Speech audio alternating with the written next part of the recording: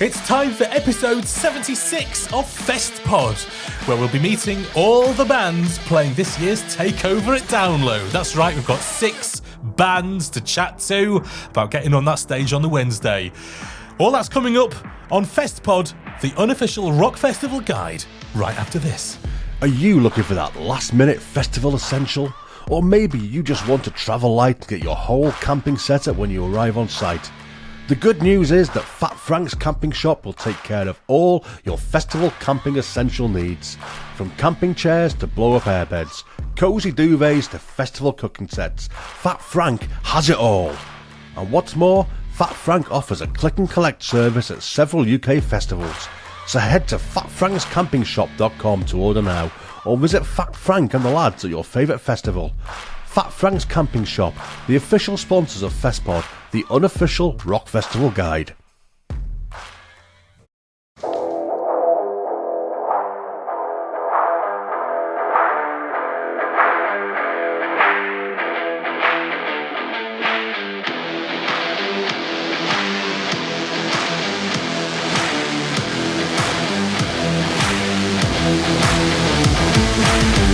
Welcome to Festpod.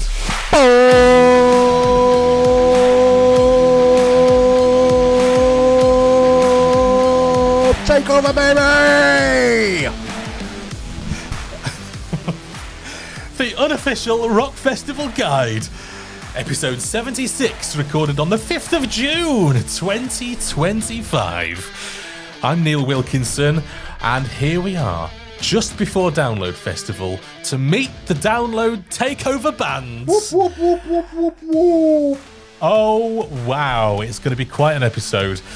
Now, I need to introduce you to my fellow host, who right now is coming to us from the beautiful area of North East Wales. It's Rich Holmes! Yo!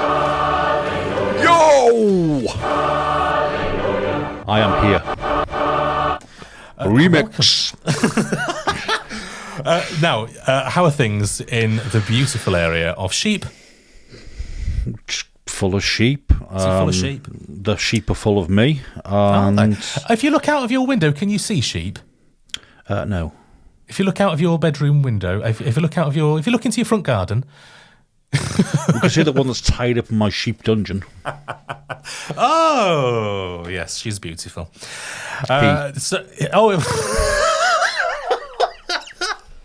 Trollop. I like the horns on a ram, you know.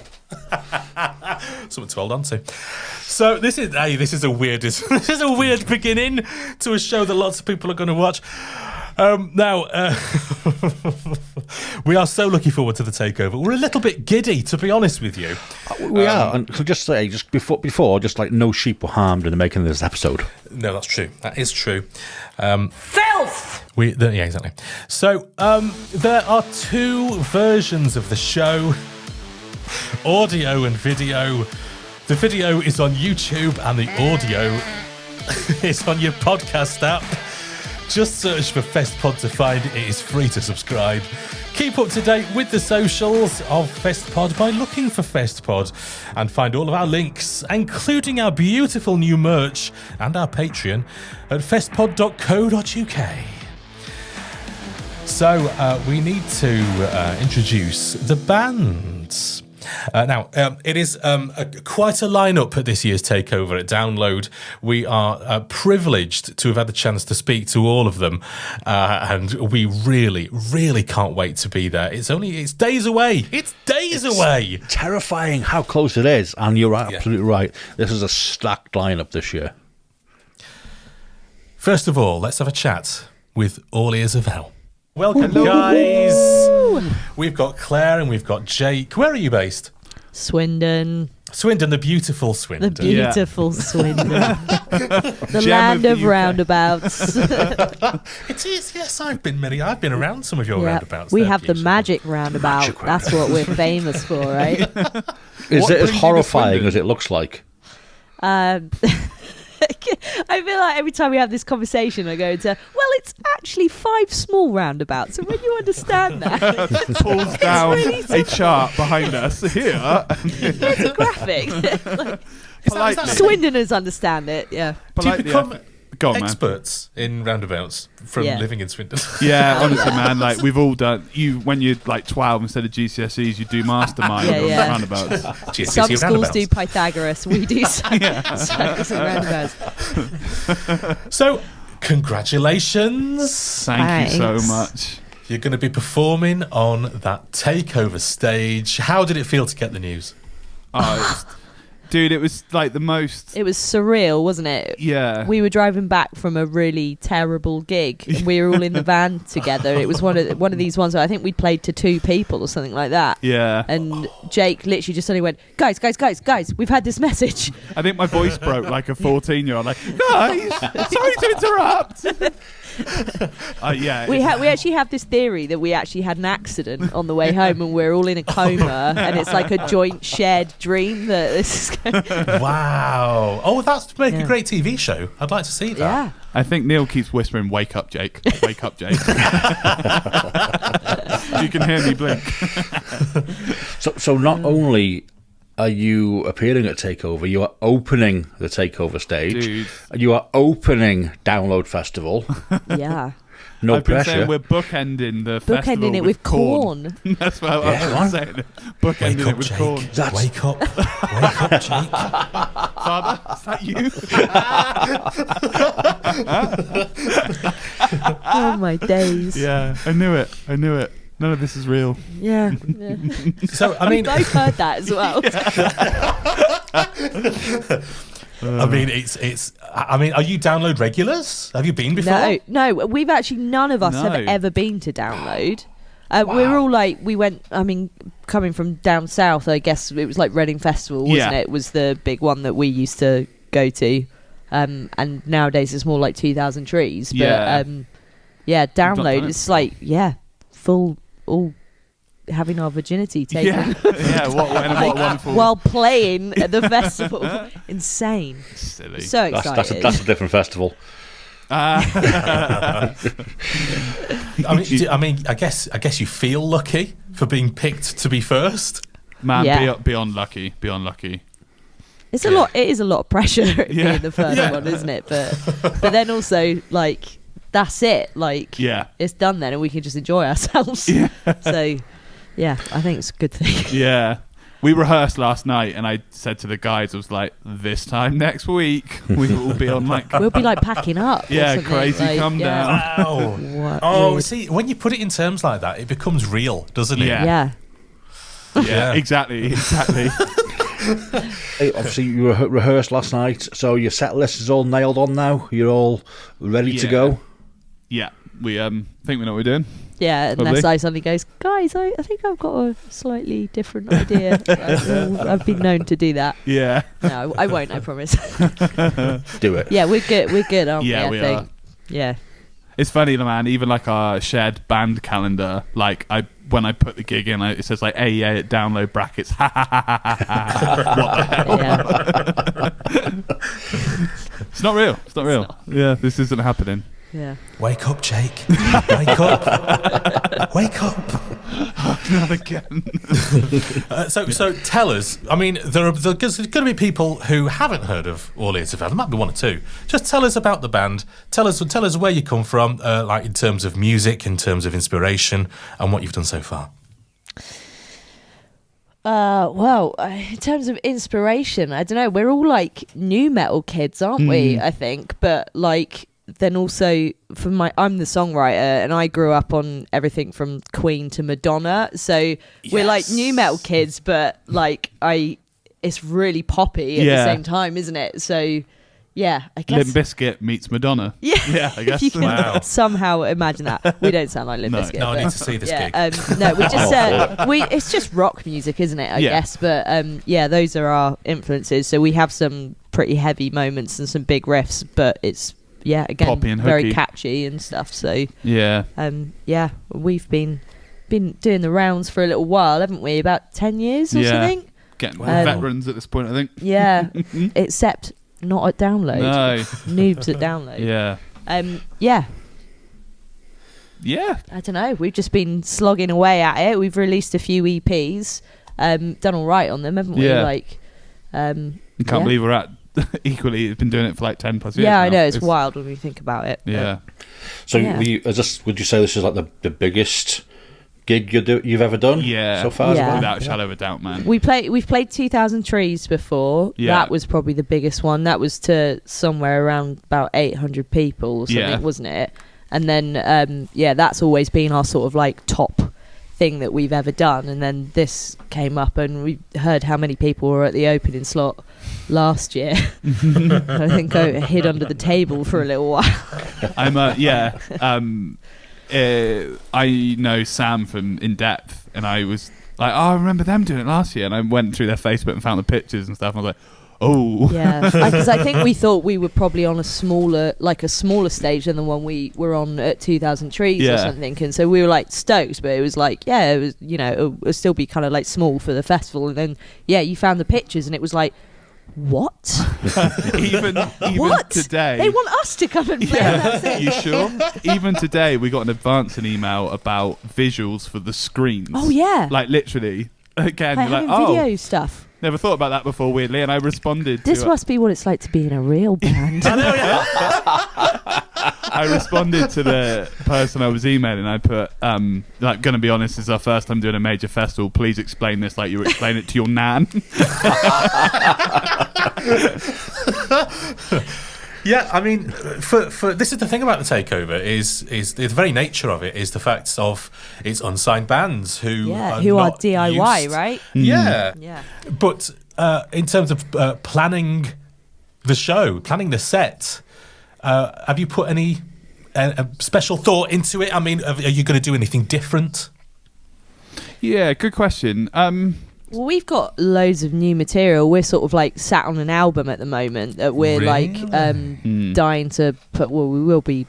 I think I can say that, can't I? I've said it now. Well. I've been saying it to people for a while. None of this is real, Claire. Say what you want. Yeah, right. But yeah, so we're the last sort of like month or two. We've been like playing new songs at our gigs and everything, and we've just sort of like decided to go for that, haven't we, to like push our new stuff, because I think we're going to be like fairly imminently releasing more of this stuff as it comes, so we wanted to present ourselves as what we are currently evolving into, or like is that fair to say? Yeah, totally. And it's a 25-minute set, so I think like a shorter set, you really want bam, thank you, ma'am. Exactly, and you want to get a true representation of like what you're doing, and this is us, we have got a couple of songs that are already released on there, haven't we? Because we didn't want to just like make it so there wasn't stuff that people can go and check us out and they go, oh yeah, we heard that. Yeah, totally. But yeah, otherwise it's mostly new stuff, isn't it? Yeah. So. To add even more stress to if you're going to do it, just do it. Rip the Band-Aid off. Yeah.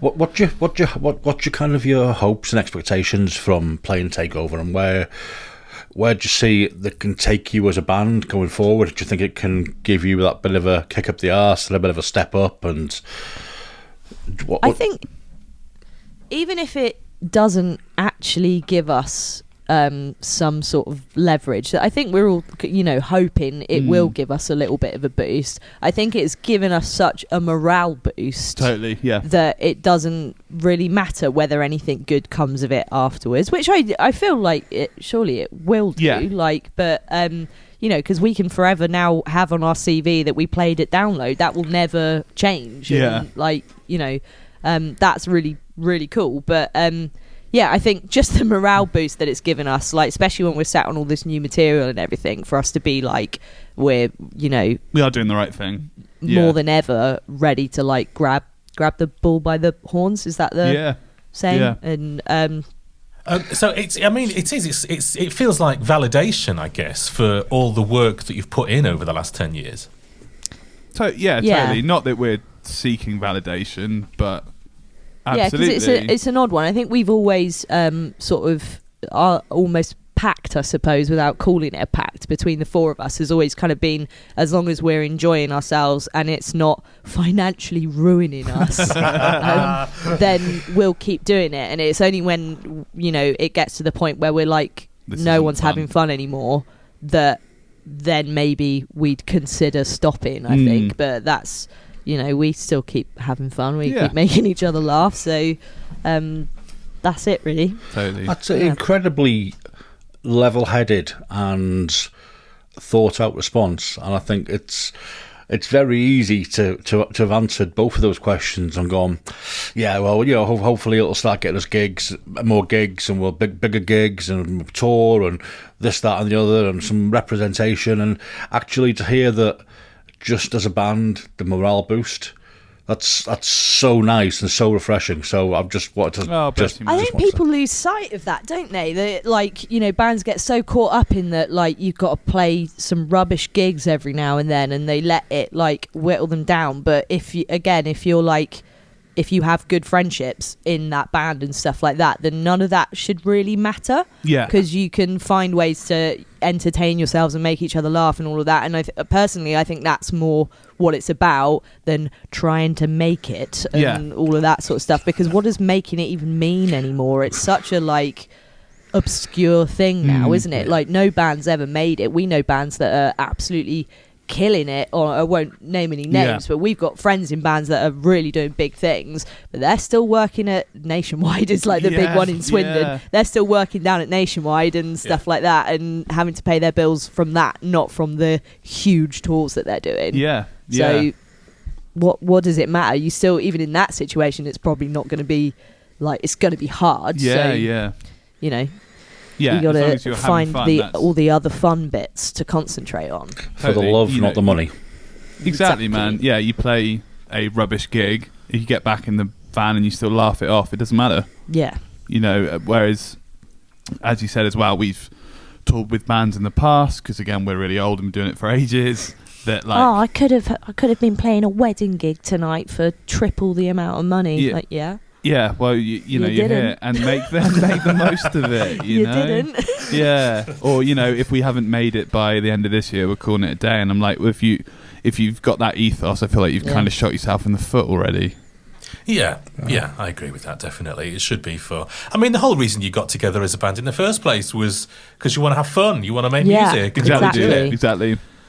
I think you're making your own art, aren't you? And your own art is as much for you as it is for anybody else. Totally. Exactly. Yeah. So, there are lots of bands playing at Download this year. I don't know if you've had a fans to look at the lineup or not. I noticed it. Who? Does anybody float your boat on that lineup? Oh man, loads and loads and loads. As a 90s kid, I'm very excited to see Weezer. I saw Weezer, revealing my age a little bit here, but I saw Weezer at Reading Festival in 2002 or something like that. And I haven't seen them since then, but when I was a kid, they were one of my favourite bands, big time. So they're a great band. They're so good. Yeah. No shame in that. No, absolutely. Yeah, so I'm quite excited for them. But Matt, Sleep Token as well. Yeah. I think Sleep Token are just incredible. I think the way they've captivated the world. Let's be honest. The way they've split the scene. I even how much they anger people. I'm just I'm rooting for them based on that. I'm go on, you annoy those metalers. Yes. They're not metal. It's so good. I'm you play that Latin yeah. Do it. Yeah. Oh yeah. Do you know, I like that. I like that. I like that you like the sort of the controversy. Yes. Yeah. Yeah. There should be more of that because it's a talking point, if nothing else. It's art. Again, it's music is art, and it's not meant to be about all this other stuff box ticking, flip it. They're doing their thing. They're just a band making music. And if you don't like it, don't listen to it. You don't have to go watch it on the stage. And I'll tell you another thing it's not metal. I really love as well is that every year the lineup seems to come out for Download, and a lot of the time people will whinge that when it's the same headliner over and over. When are you going to let a new band have a go? And they're like, cool, here's a new band, here's Sleep Token. I was like, they put the now most successful metal band of the last decade on the headline slot, and everybody's not everyone, half the people are complaining about it. So doesn't matter really because they're selling out arenas, so I don't think they really care if you don't like what they're doing. But that's the other thing. I reckon it'll be rammed for them. Agreed. 3 new headliners this year. Korn, Sleep Token, and Green Day have never headlined Download. They know. I didn't wild. realise that Korn never headlined. They've sub-headlined, but they've never headlined. So they've actually 3 new headliners this year. But I suppose that's so cool. The big question is McFly. Yeah.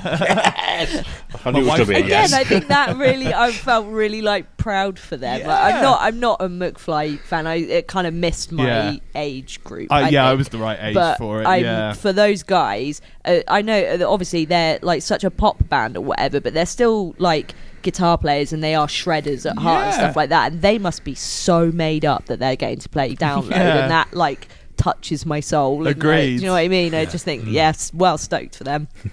I'm also stoked to see about President and see how that all unveils. As you know, I really dig that track, so I'm intrigued to watch how that all pans out.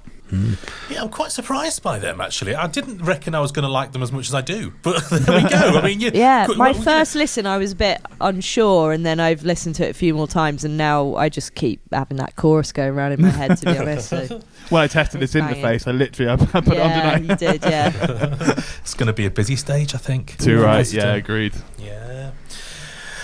So, I mean, from your perspective, Download, obviously, the biggest rock festival in the UK. Do you think this is going to lead to more gigs in rock, huge rock festivals? Bloodstock maybe next time? Yeah, on the Ronnie James Dio stage. It makes sense. Feels right. I mean, I hope so. I think we're all hoping so, but I think we've been at this a little while now, and we've had really good things happen before, and then the pandemic happened, and that kind of like put a real put the brakes on everyone and everything, didn't it? But I think because of like that, where we've had like these teasers, near misses almost or whatever, that like we go into everything being like skeptical and just trying to.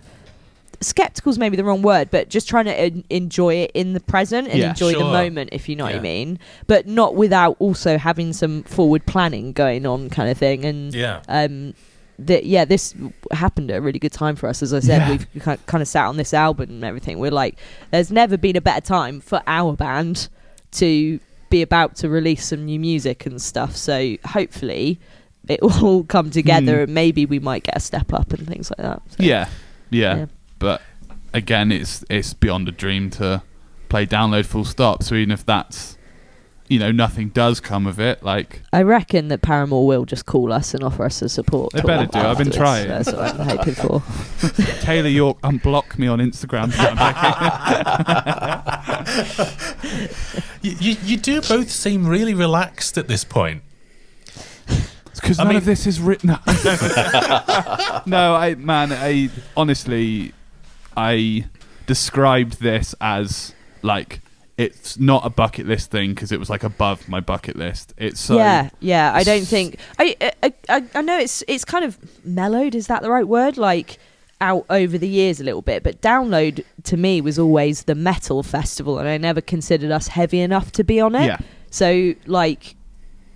Yeah, I don't know. It's cool that it has transformed over the years and stuff like that, and that weird bucket list like thing. Like, of course, it's a bucket list thing to play Download, but I also never thought that that would necessarily be the one. I don't know. It's weird. It's just very surreal, to be honest. Yeah. I don't think I'm going to be able to eat on the day. No, me neither. I think I'm going to be really chill and carry on being really chill, and then on the day, I think I'm going to be like. Shaking and not able to eat, and you're going to be like, Claire, the stage is this way. I'll be like, who's Claire? We're actually travelling up the night before to try and make it a short journey, and without like name drop, throwing any other bands under the bus. 2-year break. They're from Essex. I've been chatting to Brad, and he's like, "Yeah, we're like traveling up on the day," and I'm like, "I'm stressed for you." Yeah, I'm stressed. In years gone by, there have been one or two traffic issues Yeah. Exactly. in Donington. Yeah. And for the takeover in particular, because it's the first day. Yeah, it can really hit it, can't it? Yeah. Yeah, and it did in the past. There were Yeah. bands who nearly didn't get on stage. Yeah. Man, wow. I would That's be why crying. we're driving up the night before and staying in a nice, lovely Travelodge. Mwah, how you do it, Travelage. Yeah. Travelodge. There is a lot of genre bending now in rock. You know, I mean, particularly, you mentioned Sleep Token and people complaining, oh, it's not metal. And, you know, I'm not certain whether they would describe themselves as metal or not, really. But where do you see yourselves in that wider sort of shift? I would like to think that we are also genre benders. Yeah. Maybe not as extreme as Sleep Token are for sure, but yeah, it's an odd one. I don't know, maybe I'm too close to it because I'm the songwriter, but it just I don't think it really matters. I think if you're writing what you love, and I don't know, I'm not even sure what I'm trying to say, to be Make honest. the music but, you like, and if one track is inspired by this and one track is inspired by that, I think I've grown up, and my whole life I've not really been glued to a genre. Oh, that's and, good. And I think I probably imagine that's what the Sleep Token lads are like as well, and that's why they're making the music that they're making. Yeah. And yeah, I kind of hate labels and all that sort of stuff, but it also makes it really hard to sell yourself because people always then go, so what's your band? And you're like, well, I guess we're a rock band because we play guitars and drums and bass and I sing, so that's rock music, right? like Yeah, Guns yeah. N' Roses, you're like, sure, mate. Yeah, exactly. People wear a lot of black, you know. Yeah, and but then there's so many other sides to us, but yeah, I don't know. Yeah. I feel like maybe a lot of bands say that we have so many other sides, and they don't. Yeah. They just have one side. And maybe we're another one of those bands, and maybe we are just a straight up rock band, but I don't think we are. I think we... Yeah. I don't think we I are. love it. I love genre bending. I think it's fantastic. Yeah, it's- More, please. Yeah, but it Yes. would be like going, I just eat. That's how you push music forward. I'm not interested in sitting in the past and just listening to the same old thing. It's been done like 1,000 times for the last 40 years. Do you know what I mean? Let's have the new thing. Yeah. Yeah, it's like going, I only eat this and I only like the colour red. You're like, dude, there's a whole Yeah, it's a rainbow whole out. spectrum. Exactly, yeah. Treat yourself. Exactly. Yes. Have a This is why I'm- Chinese, have a curry. Yeah. There's a whole load of takeaways down that road. Try each one. Yeah. You know, I mean, this is why on Festpod we love chasing new music, and this is why we obsess over the takeover and make friends with all the bands and follow everything they do, and just try all the takeaways. Exactly.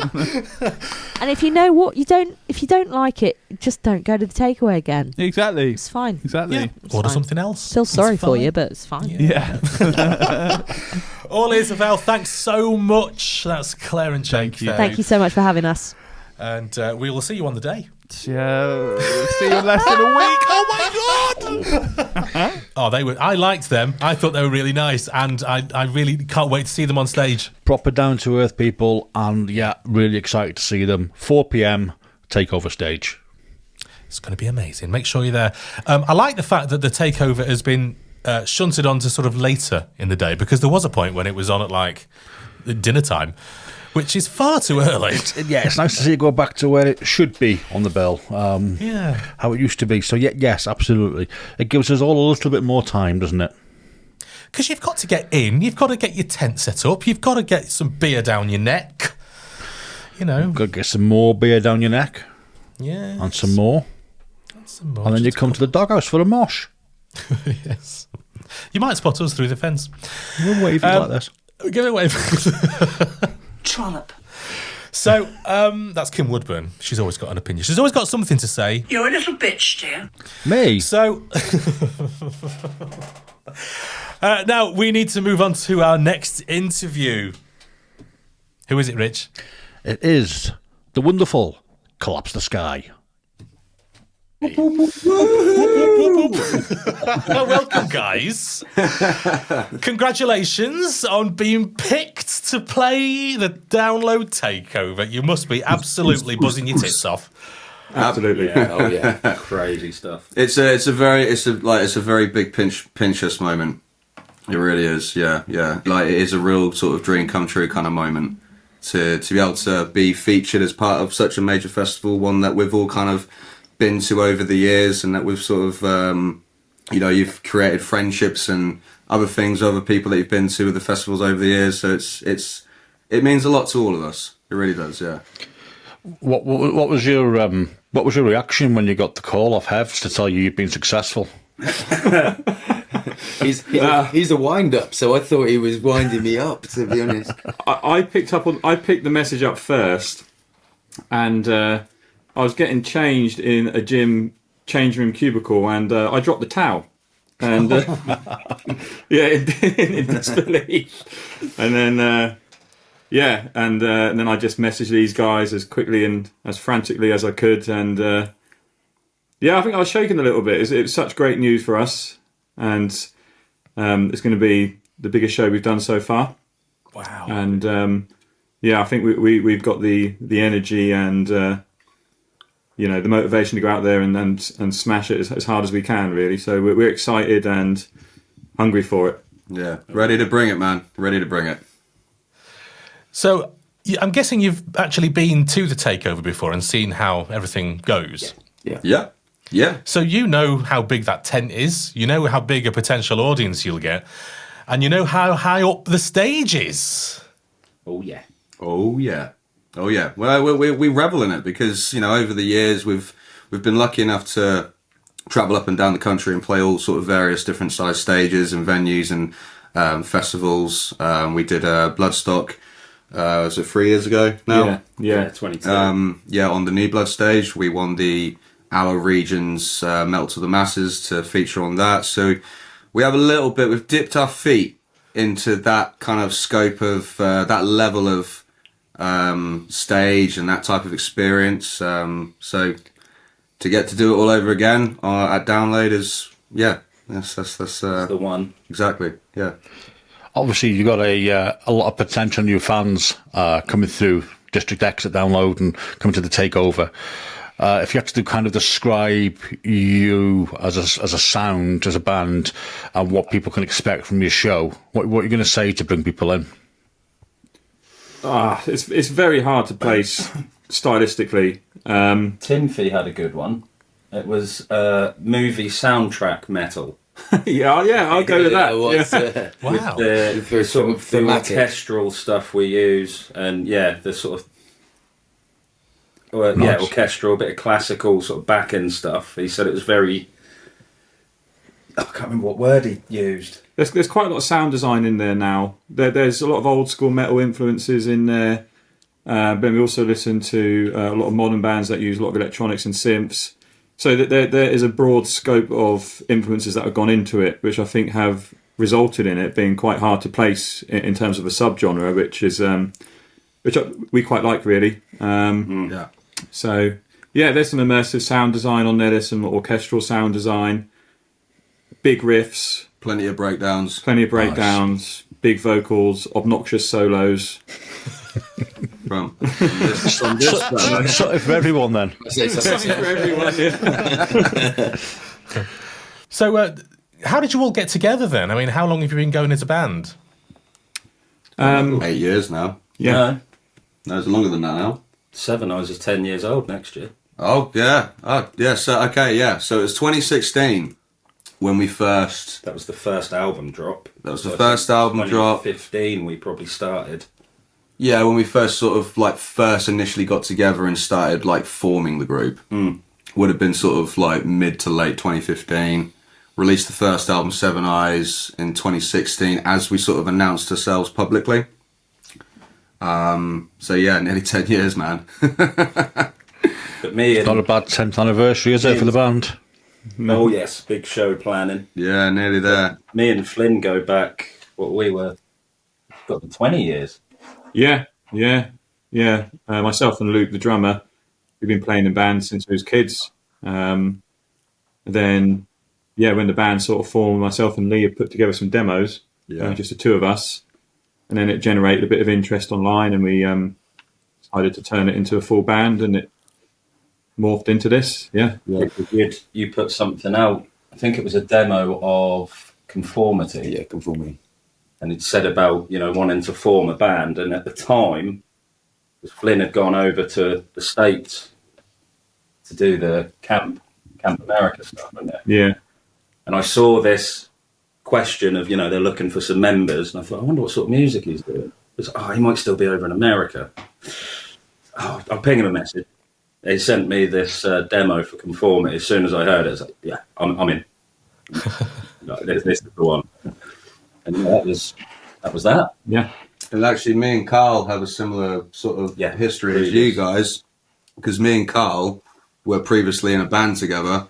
And then when that sort of dispersed, and then we started doing some demos that these guys were just mentioning, we originally didn't have Carl in the band, but when a spot came open, and it's funny, we were talking about it last night, wasn't it? I got halfway through the question of saying, would you like to? And he was like, yes. Yes.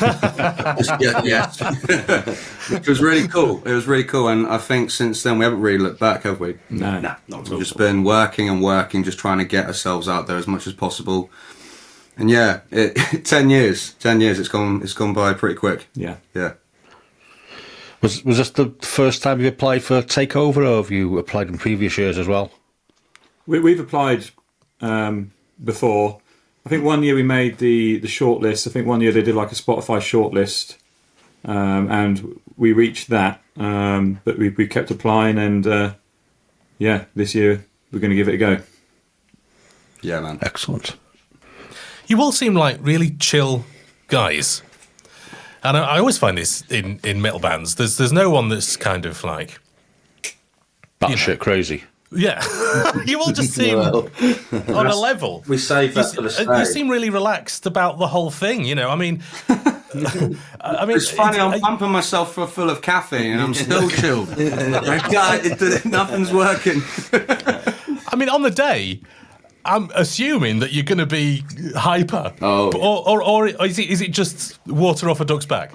I think it's going to be a mix of excitement, I think a little bit of nerves, and we're all really keen to get out there and smash it. So it will be a big energetic performance. Yeah, I think gigging as long as we've been, the nerves, you get nerves at the odd show. This will be one but of them. this one, this is going to be a whole different ballgame. Nerves are a good thing. Nerves are a good thing. It shows that you care about the stuff that you're putting a lot of passion and emotion and hard work into. A lot of stuff that people don't see.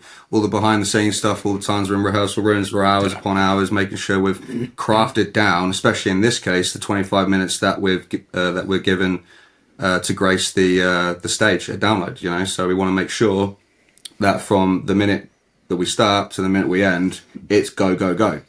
It is a funny contrast because, as you say, we are generally quite chill people. And then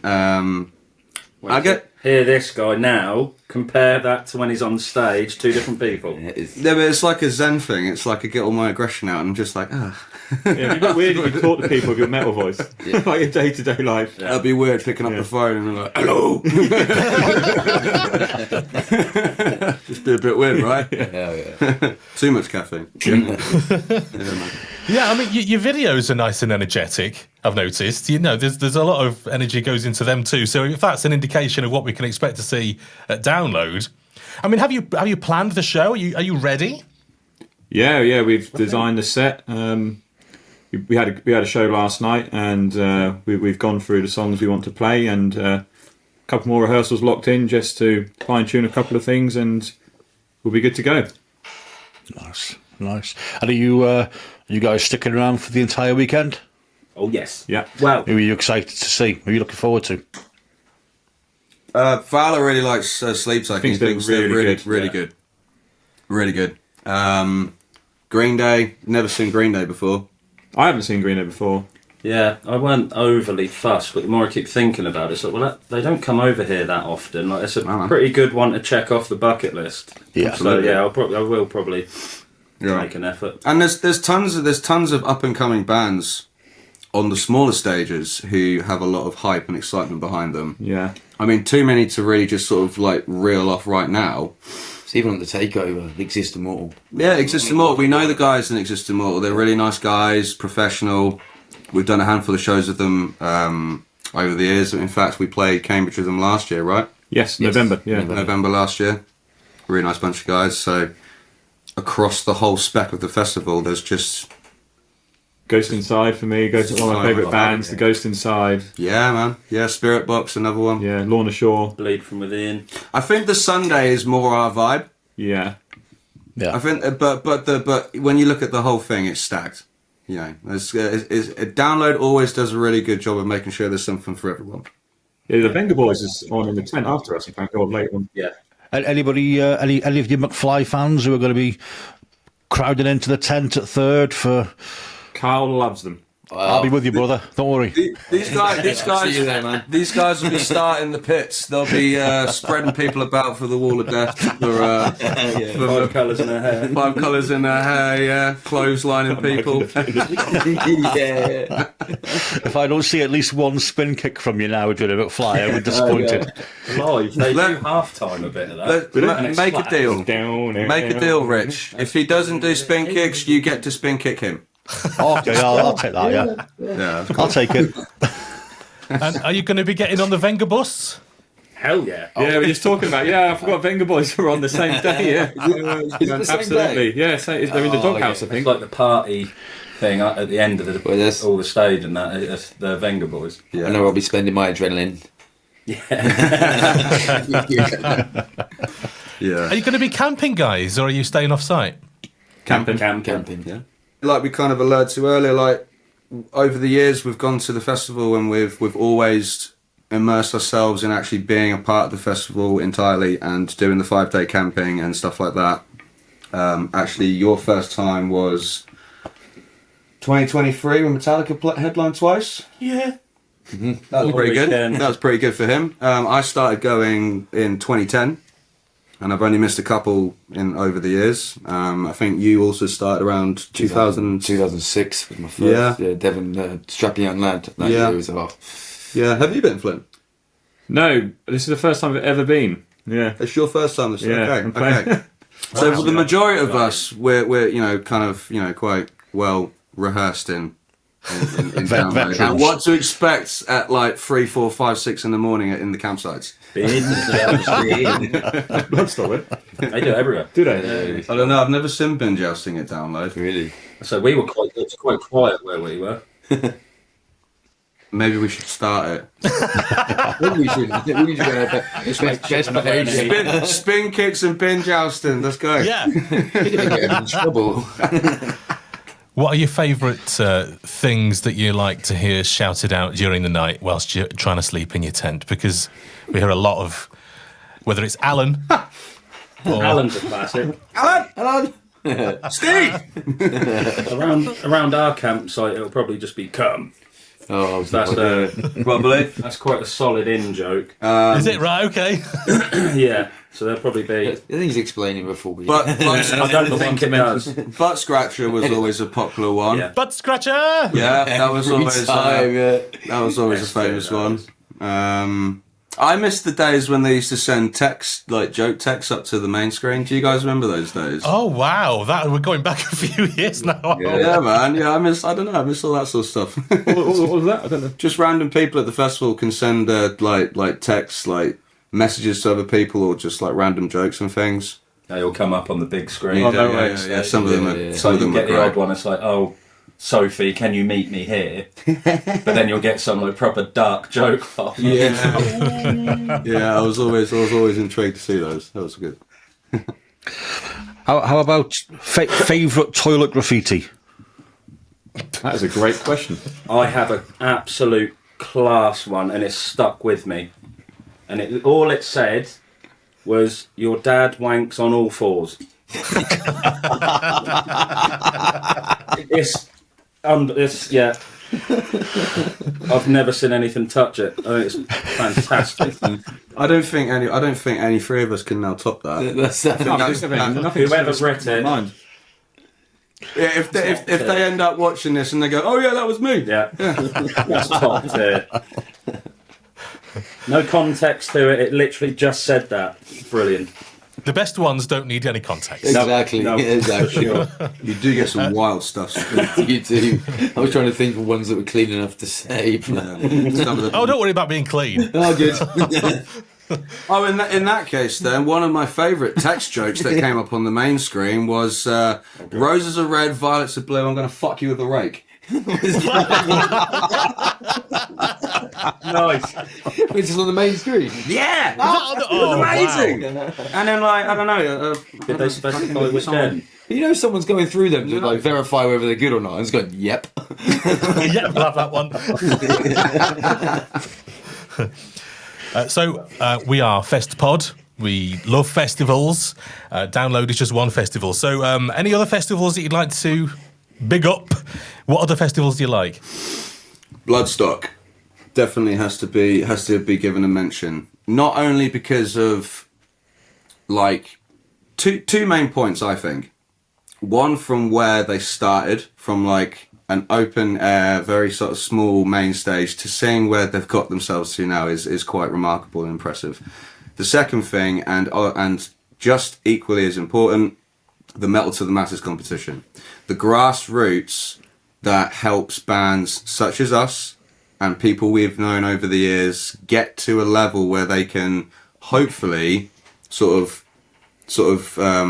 stepping stone themselves up to somewhere and make something of what they're creating. Do you know what I mean? Like having that opportunity, being given that opportunity to play to bigger crowds, to play and experience what it's like on a more professional level. A lot of people who are trying it out with music and in bands, you know, they don't get that chance. So to have something like that, yeah, I think it's quite special. Just needs one set of the right eyes to get that projection for some of these bands to get there. It's a platform for that to happen. Yeah, it is. It's amazing. Yeah, oh, it's tons massive big up to Simon Hall and the Metal to the Masses guys. I think you got it spot on. They do an absolutely phenomenal job, and not just the people who actually make it through the finals and get onto the New Blood stage, but just giving even smaller bands that chance to compete in those local heats and really get together properly as a band and get an audience in front of them and just kind of gel more as one and improve the sound. So I think it's absolutely not just at festival level; it goes right the way down, doesn't it? Yeah. Well, that was our first show, wasn't it? As Collapse the Sky was the Metal to the Masses heat of whatever year that would have been. 2016. Yeah, that was our first show, and we managed to work through to the final. Got beaten at the final. But I think I maintained those, what would it have been, 3-4 shows? Yeah. Especially the local venue of ours where they were. I don't think if we hadn't have done those shows, I don't think we'd have had the foot up that we did, because each night they were rammed. Like, it opened us up to such a big crowd to start with. I think they done us a massive favour. Yeah. You can take a little like bit of knowledge or experience from every sort of opportunity that you get. So as you're saying, Rich, to give smaller bands the opportunity to just compete and experience that type of thing, it goes a lot. I think it goes a lot further than people generally think it does. Yeah.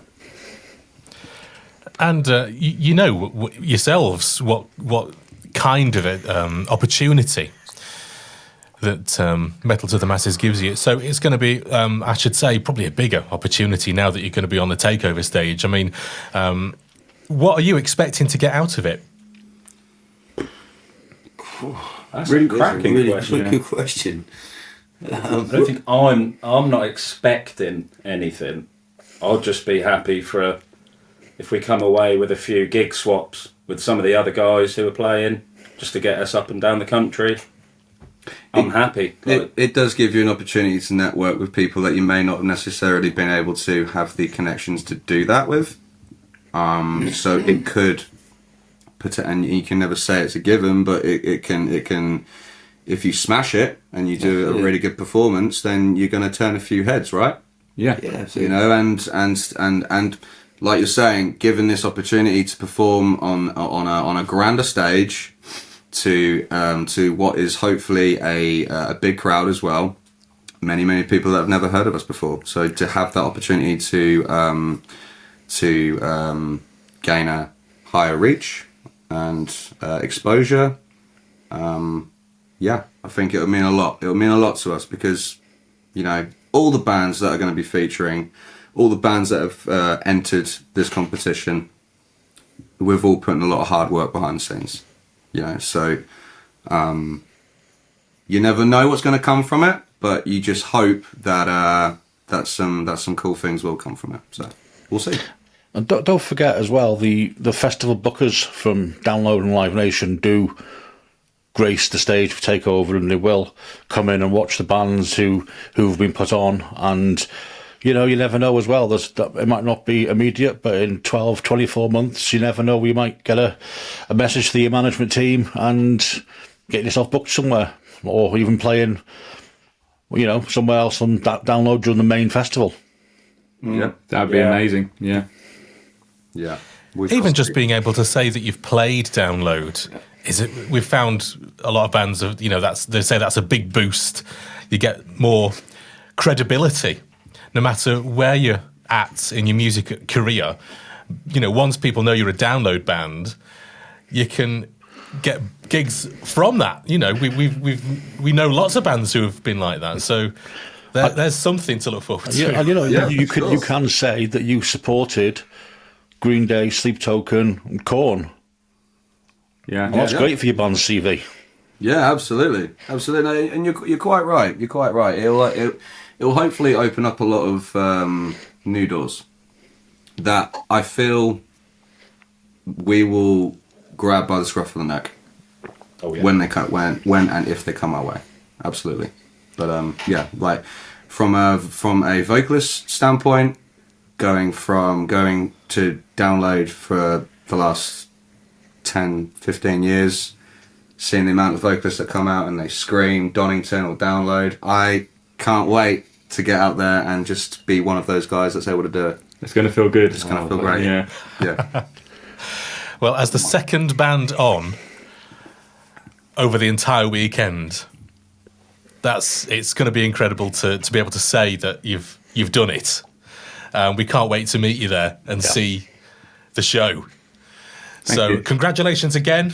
Great to talk to you. Thank you. And we will see you on the day. Thank you very much, Thank you, Rich. Thank you, Neil. See you there, man. Thanks very much.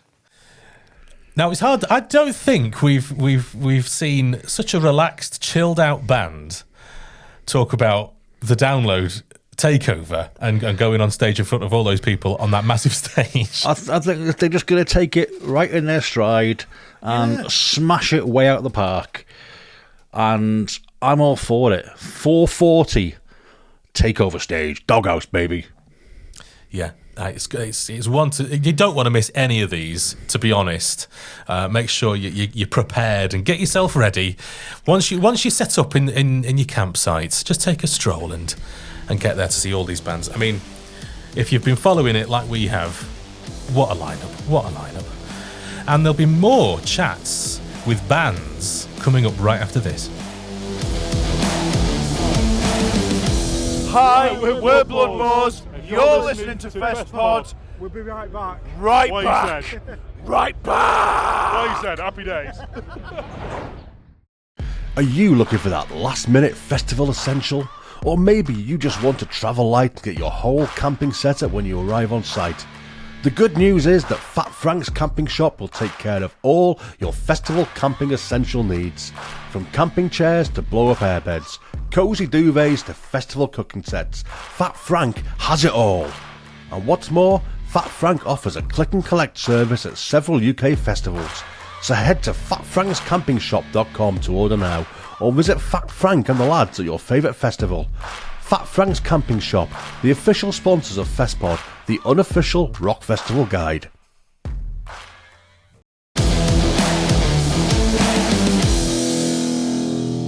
Welcome back to Festpod, the unofficial rock festival guide. And we are chatting with the Takeover bands for 2025. Speaking of lineups, who's next? Oh, have I got a cheeky little nugget for you, Neil? Next up on the Takeover lineup, it is the wonderful Chains Persona. Welcome to Festpod, you guys. Hello. Hello. Hey, thanks for having us. Great to meet you all. Welcome. It's fair to say that I had quite a positive reaction to your inclusion on the Takeover after I saw your video, and I just love what you guys do. Congratulations from us. Thank you very much. How did it feel to get the news? Oh, man. Well, it was actually quite weird because I remember Gab, our drummer, text me. And she was like, "Do we have download? Is this legit, or is it like a scam or something?" I did think it was a scam. I was like, "There's no way. We didn't land that. It's fake." Yeah, and we sort of dug in a bit and went, "Oh, it's actually legit." So we all just got on a WhatsApp call and just started gushing and just being excited and shocked, and it was amazing. What was really cool for me is like at the time I got the notification, I had like my family round. So I kind of like shared that moment with my mum, dad, and sister there at the same time, which was quite cool. So that's lovely. Yeah. As you know, as individuals, obviously it was very exciting for you. And as a band as well, I'm sure it was exciting. What does this mean as a band in terms of where you're currently at, where you're going to be next Wednesday when you play Takeover, and where you're going to be after it? Yeah, I think we've never played something this sort of magnitude or status before. So I think, to be fair, we're just sort of still getting to grips with it, if I'm honest. And just seeing past events at Takeover as well, it's just absolutely mad just how big and how many people are there to watch. It's going to be the biggest thing we've done as a band ever. I can just tell. And after, who knows what's going to happen after. I don't even know, I didn't even think we'd get this. So, yeah, that's just me, but I have no clue, if I'm honest. And you haven't applied before, have you? It's the first year you've applied, and you've got straight through. Yeah, I believe so. Yeah, I think it's the first year we've done that. It's mental, actually. I think we got Gabs, who's on the call as well, our drummer, to thank a lot for it, because she's kind of before we've been doing this for 16 years, probably been a bit disorganized in the early days, and like this year Gab was like, yeah, let's be really organized, let's like fire out as many applications as we can, be a bit more kind of proactive in trying to get booked on things. Like we had some bookings in previous years, like we got on Rebellion, which is like a punk festival a few years ago, and that we kind of saw as a bit of a high. We got on the Great British Alternative Festival for its final ever year. Wow. Won the introducing stage, which we were like buzzed with, and then after that it was like a bit of a lull where we kind of didn't get any other big festival slots for another few years, and then then this comes along, as well as I think we're playing Guildfest as well and a few others. But it's just like, we've gone from that kind of anticlimax of having a little bit of a taste of some kind of medium-sized festivals and then nothing, and then now it's Download, so it's like, wow. So you said 16 years you've been together as a band. How did the band start? How did it all come about? We're a high school band. Was it like 2009, I think? Yeah. It was me, George, and Owen, who couldn't be here, unfortunately. But he tried. He tried. Absolutely. So it was just this thing of George and Owen and another schoolmate that they had who wanted to make a band, and they went off to sort of learn their instruments, and the guy who wanted to make the band went away and he left, I think. I don't know where he went, but and then I knew that they wanted to play music, and I asked them if I could join. From there we've had a few drummers, but then Gab's actually stuck. Hey. For now, I'm retiring after Download. I've hit my peak, I think. No, I'm kidding. Then the rest is history. So yeah, it was just mad that we formed the band before most of us could play our instruments. So it's just like, you do bass, you learn bass, I learn guitar, and then we'll be able to play with Connor and whoever drums. Wow, that's a way to start a band, isn't it? Just do it and learn on the way. And I mean, you sound really tight as a band. I mean, I would have guessed that you'd been together a while, but 16 years, that's must be a tight group of people.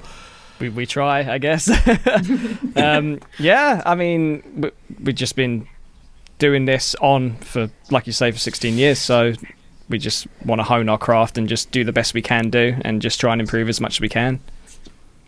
Yeah, I think the thing that helps with us as well, like, we were always mates before, because we were mates before we done the band, and the idea was, because we're friends, we want to do music, we'll learn our instruments. We've kind of got that fundamental friendship first, and I think that's why you see a lot of other bands kind of do it for a few years and drift off, whereas I think, yeah, because we're all like best mates, it's just never been a question that we'd stop doing it. That's nice. That's really nice. It is. It's nice to see, because not everybody's like that. It's very wholesome. It is. It is. So in your video that we saw on the Takeover, that's you. Where is that? What venue is that? So that's 100 100 Club, yeah, in Oxford Street. Oh, fantastic! The energy that we saw from that one video is just incredible. I mean, are you confident that you can bring that to the download crowd? Oh, I have to, I think. Definitely. Yeah, I mean, it's just natural to do now, I think, for all of us. We just enjoy it so much, you know. We just want to, I think the more that the crowd has fun, the more that we have fun. And we just want to sort of, you know, just fall into that sort of vibe with everyone. So, you know, just enjoy. Hopefully they'll enjoy, and off we go. Feed off each other, right? And don't judge my facial expressions when I drum. I look like I hate my life. Deadpan bored. But I'm having the best time. The second I finish drumming, I'm like, yay! But when I'm playing, I'm just I hate it, apparently, according to my face. It's almost become a bit of a meme in like our band WhatsApp chat, because it's like we call it Gab's drum face. It's like that utter concentration, but we've just got like a sticker of it and we just send it to each other in the WhatsApp. Yeah. There's many photos of my face looking just like I hate it. Now, this is going to be a reason to watch the video for our listeners.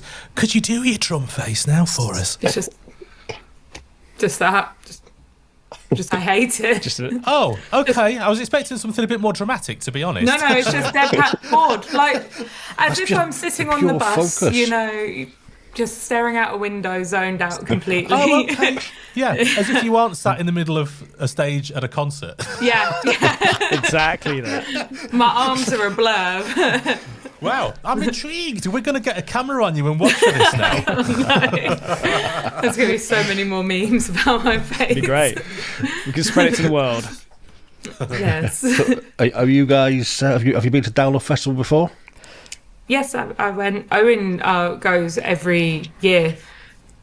He would love to be talking about it right now. It's such a shame he can't be on. But yeah, I went. I think 8 years ago. It was a while ago. I had an amazing time. A Day to Remember were playing, and they are my favourite band, and I loved it. It was so good. Have you got the new album? Have you heard that? Oh, I bought it straight away on the pre-orders. It's great, isn't it? Brilliant. I bought a vinyl player so that I can did you? listen to it. Yeah. Yeah, it's brilliant. I love it. I'm going to see them on the 24th, I think. I can't wait. Big fan. Are you sticking around for the whole festival as well whilst you're up this way? Yeah, absolutely. Yeah, definitely. We've got like a Airbnb booked for like the week, because we're obviously getting up the day before we play on the Tuesday. So we're just like, yeah, we've got to make a stay of it. So yeah, we go home on the Monday. Nice. Who are you guys looking forward to seeing? Oh, Green Day, Rise Against, yeah, all the punk heavy. I mean, they're like our two biggest influences. Like, if you said name your two biggest influences, it would be those two. Yeah. Absolutely. And you still got others that may not influence us band-wise, but musically, you know, like Bullet, Spirit Box. I really like Split Chain, who are playing Funeral for a Friend, to do an acoustic set as well. Oh, yeah, I saw that. Yeah, there's just a bunch that I'm just excited to see. I'm super hyped for President as well. Yes. We all know it's Charlie Simpson, but absolutely, still want to see it. Yeah. Well, I mean, the song that we've heard is great. You know, there's some good music coming out of there, whoever it is, whether it's Charlie Simpson or somebody else behind that mask, we just don't know. Yeah, amazing. It's going to be a busy stage, I think.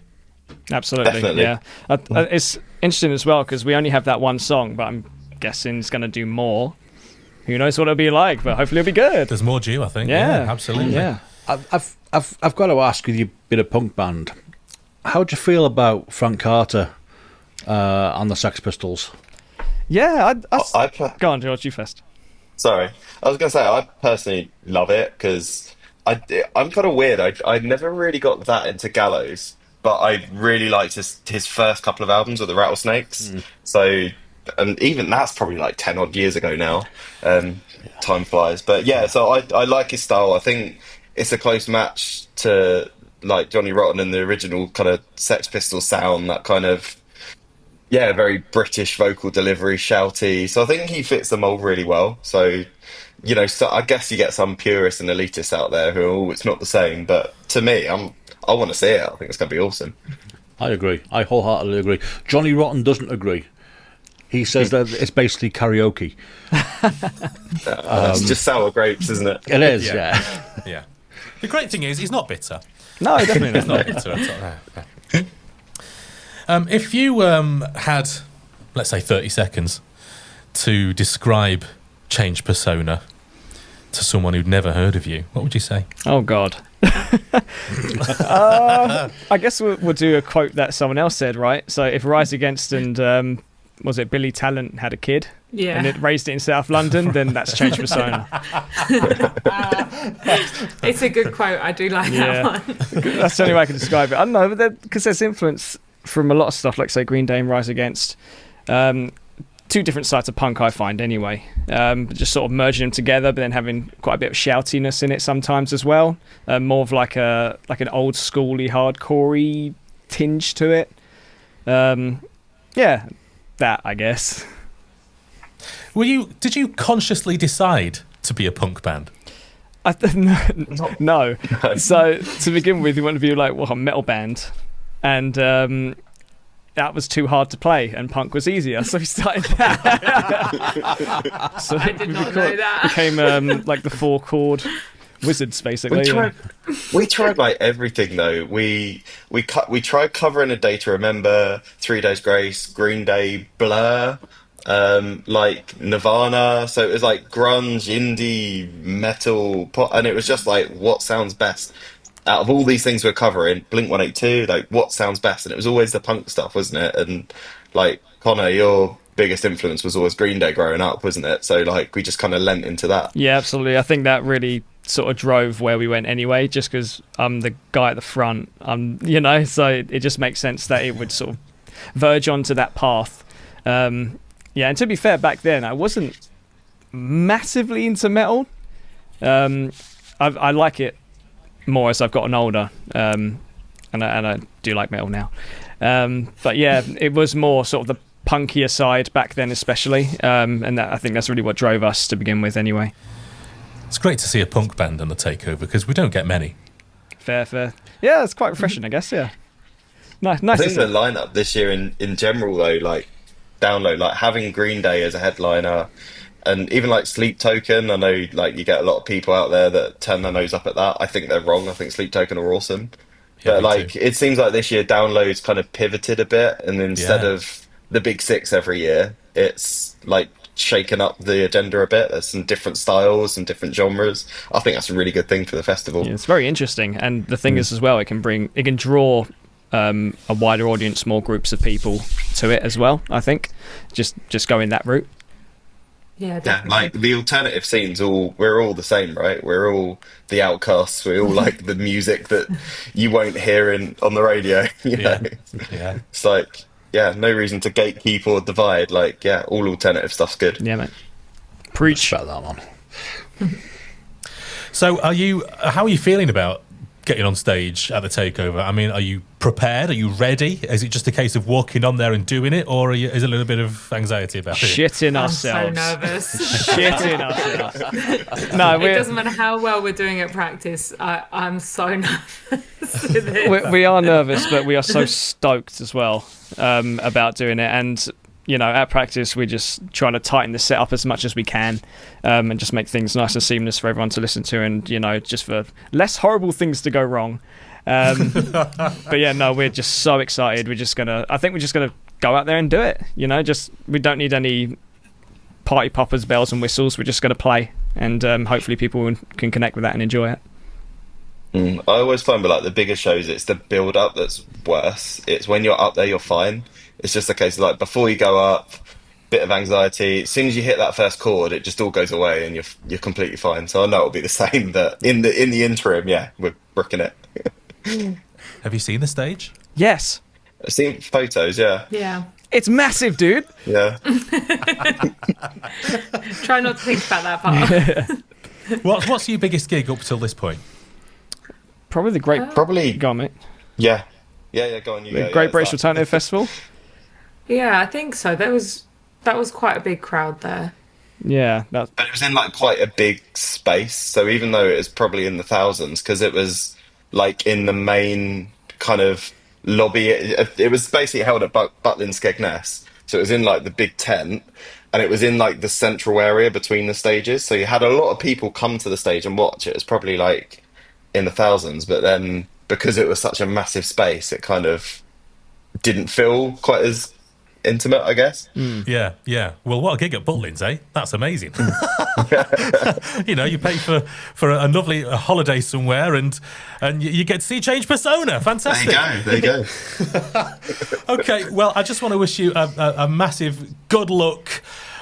We will be there backstage to wish you well and have a chat with you after you come off stage. But I know it's going to be a great gig, and we can't wait to meet you. Same here. Thank you guys Yeah, too. looking forward to meeting you properly. Yeah. That's good. Thanks so much for being on Festpod. Thanks a lot. Thank you so much for having us. Thank you. Cheers Thanks so for much. having us. Cheers. Thanks, Bye. bye. What a great bunch of lads, eh? Lads. And lads is a generic term. Absolutely. Yes, It can yeah. be for a boy or a girl. It can. Or anybody in between. Absolutely. I wasn't stating that. I was just saying, it could be for anybody. Don't cancel me, Neil. I'm not cancelling you. Trollop. Change persona. Yeah, again, I think, again, these guys are going to be really good, and I think they've got the right attitude towards Takeover, and I cannot wait for 5:20 to turn up at the Doghouse to see this band. And it's nice to see bands who are genuinely together as friends, and despite whatever might happen in the band, they're there together as a unit, and they've been mates before the band. They're all there together. It just makes a difference. It really came across well, that kind of that closeness and that tight knit of that group of people, and I think they got it absolutely 100% right. And what they said to us was having those friendships first before being in the band makes it so much easier, and just gets rid of all that kind of you'll have to now become mates to be in the band together. Do it the other way around. School friends, band, bosh. Tight as fuck.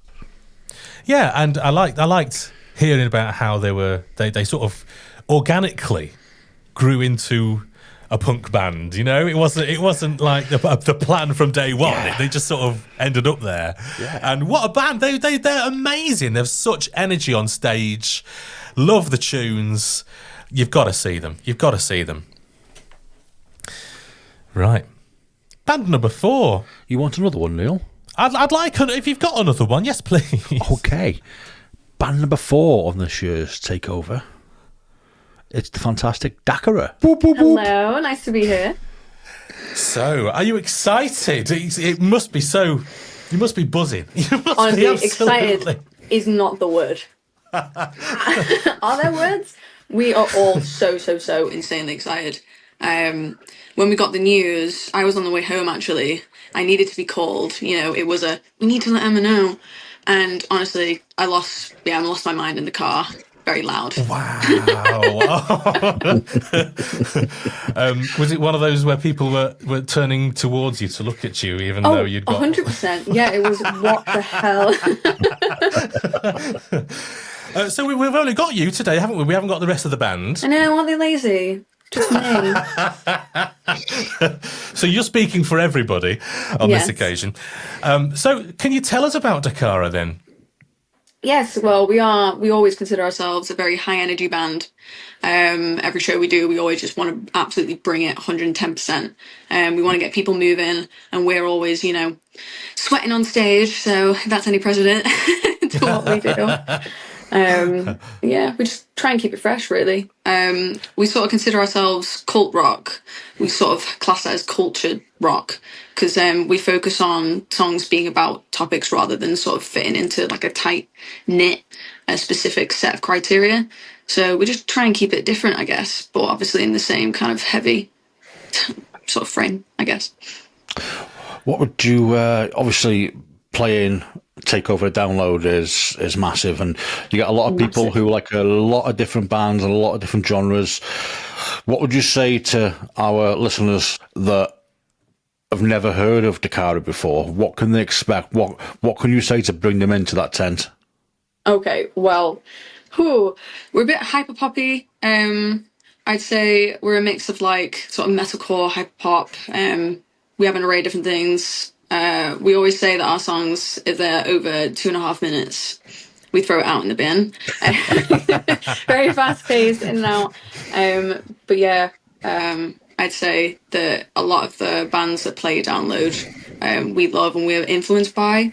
There's a lot that I'm excited to see. So if you love Download, you'll love us, pretty much. Nice, thank you. And you're the 4th band on at Download, which is just incredible. I mean, have you been to the Takeover before? I haven't been to the Takeover before, no. Wow, so not only will this be my first time, at Download Festival in general, but on a stage. It's a festival stage. So yeah, many firsts for me, many firsts. Oh, so you've never been to Download before? No, I've always wanted to, never got myself organised enough to do it, or a crew. Are you aware? Are you aware of how big the stage and tent is? I've seen some photos, but I don't think I'll be truly aware until I go when I see it. It's quite a large tent as well. I mean, would this be your biggest gig so far? Oh gosh, yeah, 100%. I think our biggest gig has been when we sold out Deaf Institute for our headliner show. Wow, that's a great venue. Lovely, lovely venue. Yeah. Dacara was lit up green at the front, which was very nice. We appreciate that. Thank you, Def. See, it's those little touches, isn't it? Just make touches, it for you. Yeah. But no, this will be a milestone for us, and it's such a we're all really proud. Huge achievement, definitely. It really is. Am I saying it? And am I saying the name of the band right, by the way? You say it however you want to say it. I mean, our guitarist is very set on Dacara and nothing else. But I think depending on where you come from in the UK, you'll probably say it differently. Dacara or Dacara or Dacara. It's fine. But we wanted to punch people in the face. So. What does it? Where's the name come from? So it's an anagram. It's supposed to stand for something, and I'm not allowed to tell you what it stands for. That's our little secret. But it was when the band was sort of made, it was based on Dyson and Callum's sort of dream. So they named it after them. That's all I'll say. But okay. In my mind now, I'm just going through what could it be? What could it stand for? Yeah. Brain teasers for you. Yes. Well, maybe when we meet you at Download, we'll have figured it out, and we'll come to you triumphantly. We've figured it out. We know what it means. We won't. No, we won't. Probably won't. No. I think your secret's safe. I'd love to see you try. So it'd be fun. She laid down the challenge. So, how did you all get together as a band? So we were all musicians anyway, but we were friends first, and I sort of groupied around the band that Dyson and Callum were in before, and that was really heavy metal, very technical stuff, and they wanted to do something a bit more fun for them, obviously music they were proud of, but something that was like more enjoyable on the stage, and they weren't so focused on every single individual note they were playing. So when they sort of came up with it, Dyson was going to be the vocalist. But then I came in saying, I'm literally doing nothing, boys. Come on, I'm here. Have me in. And it was so easy. We all gelled. Ben came a bit later, but he was already friends with us anyway. And I think the foundation of friendship to begin with sort of helped as well. And we're all into similar kinds of music. I know that Dyson's really into J-rock right now, J-pop. So that's like a whole different thing. I think there are elements of now. But all friends, all musicians, done bands and, gigs before, but when we all came together, we sort of kind of knew this was the one that was going to stick. And how long ago did you form as Dacara? 2019 is what's on our shirt, but Dyson says technically 2020, because I think that's when Ben fully, was with us. Oh no, that was 2022. So sorry, Ben. Oh my gosh. 2022 was when Ben fully joined, so we'd like to say that was when we, properly started, but the birth, 2020. And you're from Manchester as well, aren't you? Oh yeah, all of us. Born and raised. Big old Manchester. It's quite. I don't know. I'm trying to think back over the years that we've been doing the takeover. I can't actually, apart from Crust by Wave, so we're not quite Manchester. But it's nice to see a band from Manchester doing it on the takeover. Sorry, I just had to get that in there. No, that's great. I appreciate the love. Rich is Welsh, and so he, would be doing the same if there was a Welsh band up there, I'm sure. I reckon. And I believe you're playing. Is it a gig in November? Is it? Yes. So this is our other headline. So last year, obviously, we did Death. This year, we're doing Rebellion. November the 28th. Please be there. We'd love to see everyone there. Home Away from Home, Rebellion. Great little venue. Yes. Great venue. Wonderful really venue. is. Okay, and talk us through your discography. What can we go out and listen to? Okay, so I would listen to our newest song, Rot. We were so very excited for it. We were played on Radio 1 with it recently, which is great. Radio 1, hey. Emma. Oh, not Radio 1. No, it was, yeah, it was. Oh my gosh, look at me, underselling myself. Yeah, it was Radio 1. Way! Hooray! Recently. So please check that out. We've received a lot of love for that, which is always appreciated. Oh, that's great. Yeah, Has Been is a great song. We've got a little bit of musical theatre vibes at the end of that song as well, which is an interesting mix that we did, yeah. I think that would listen to. Nice Try is good, and that's probably our most synthy poppy song. Very catchy vibes on that one. And Repent, if you want a serious metalcore, I want to vibe to this. That's nice. A good song for that. How have you been going with your preparations for your show at Download? I mean, are you ready, or are you still ongoing with that? Will we ever be ready? No. We've already planned sort of the set list, and we've been practicing it all the time. We're very, very boldly moved, but we're going to play one of our songs that we've not even released yet, that we recently finished. And it's going to be our opener as well. So all very exciting. Oh, yeah. Amazing. So we've just been doing that, and obviously all the visual stuff. We've got a bunch of extra equipment as well. We tried to really amp it up, so we're all prepared already. You've got to, haven't you? I mean, how often do you get asked to play Download? You've got to never give it all usually. You've got. Usually it's never. Usually not. So are you and the band down for the entire weekend for the festival? Oh yeah, 100%. Yeah. You camping? Pass that up. Camping or staying off site? Camping. Oh yeah. Excellent. Well done. Excellent. And who are you looking forward to seeing over the weekend? So big band, obviously, that I really want to see is Sleep Token. I know they're headlining the Apex stage. Absolutely love them. I also want to see Poppy as well. I love Poppy. I've loved her for ages, even when she was in a weird, freaky stage where she was, I'm Poppy all the time. Loved her for that. Hold on. I prepared for this because I knew you were going to ask me this question. My memory is horrendously terrible. So I have prepared a page that tells me who. Oh, great. Well, that's great. Preparation is key. Preparation is key. Cool. Now I can see the names and I know who I want to see. I want to see Rise Against. So very excited for Rise Against. Loathe. Love Loathe. Yes. Yeah.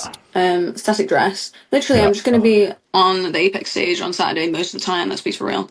Palais Royale. Sick. Sunday. Sorry, I'm going to lose my mind here. Bullet for My Valentine. I've not actually seen them live before.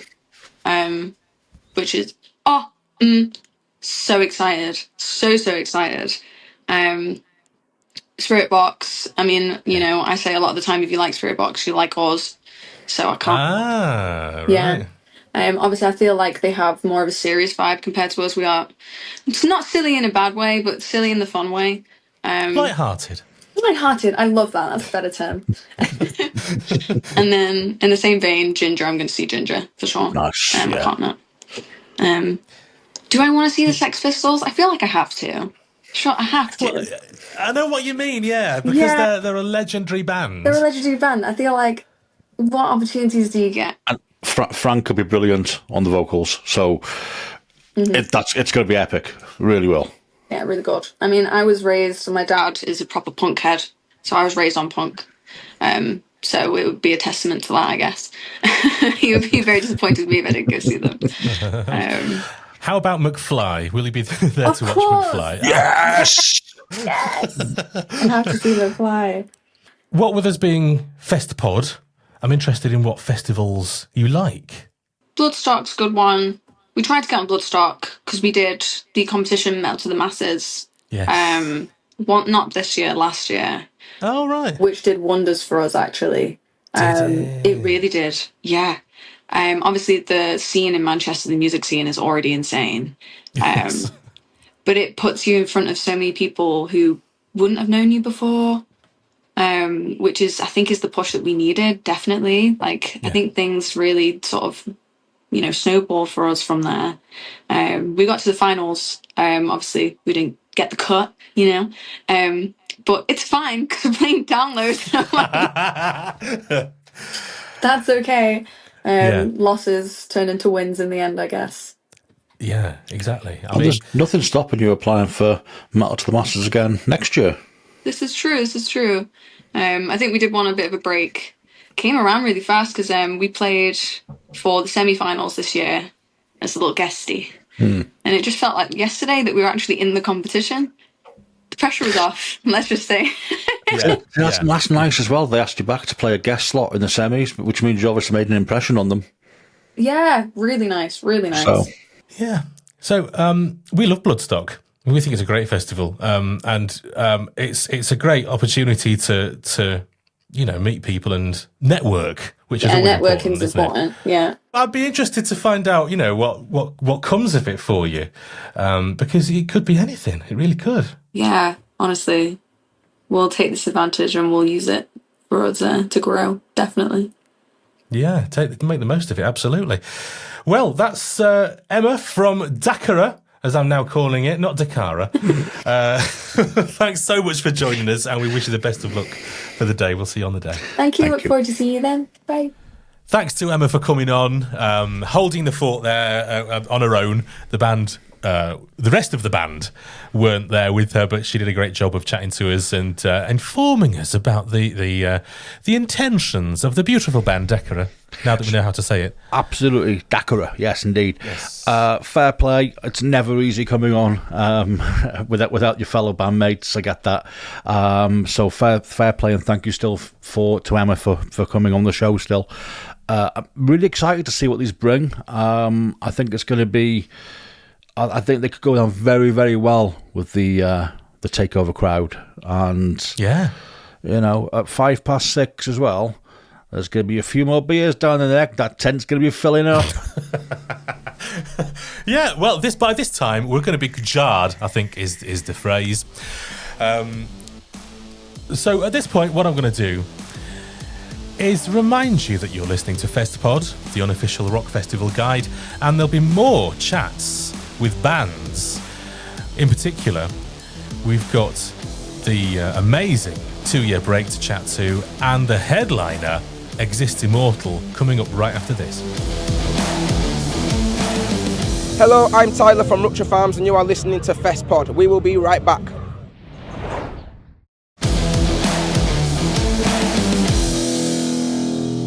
Welcome back to Festpod, the unofficial rock festival guide.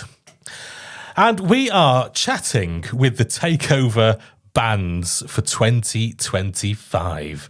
They are amazing, all of them. I can't bloody wait, Rich. I can't wait. I'm literally semi-wrecked right now, just thinking about it. Filth! So next up is the... Are you all right there, Rich? Yeah, just... it was a bit much for me. Bit much. You're thinking about the sheep again. We have the fantastic 2-year break. Here they are.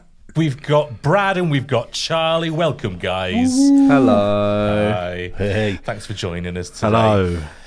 I'll just say you're both looking very pink. You know, Brad with your pink room and. Yeah, I went for the pink room. Charlie went for the pink face. I like Pink it. face, yeah. On brand, I like Why it. not? Yeah. It's all part of the service.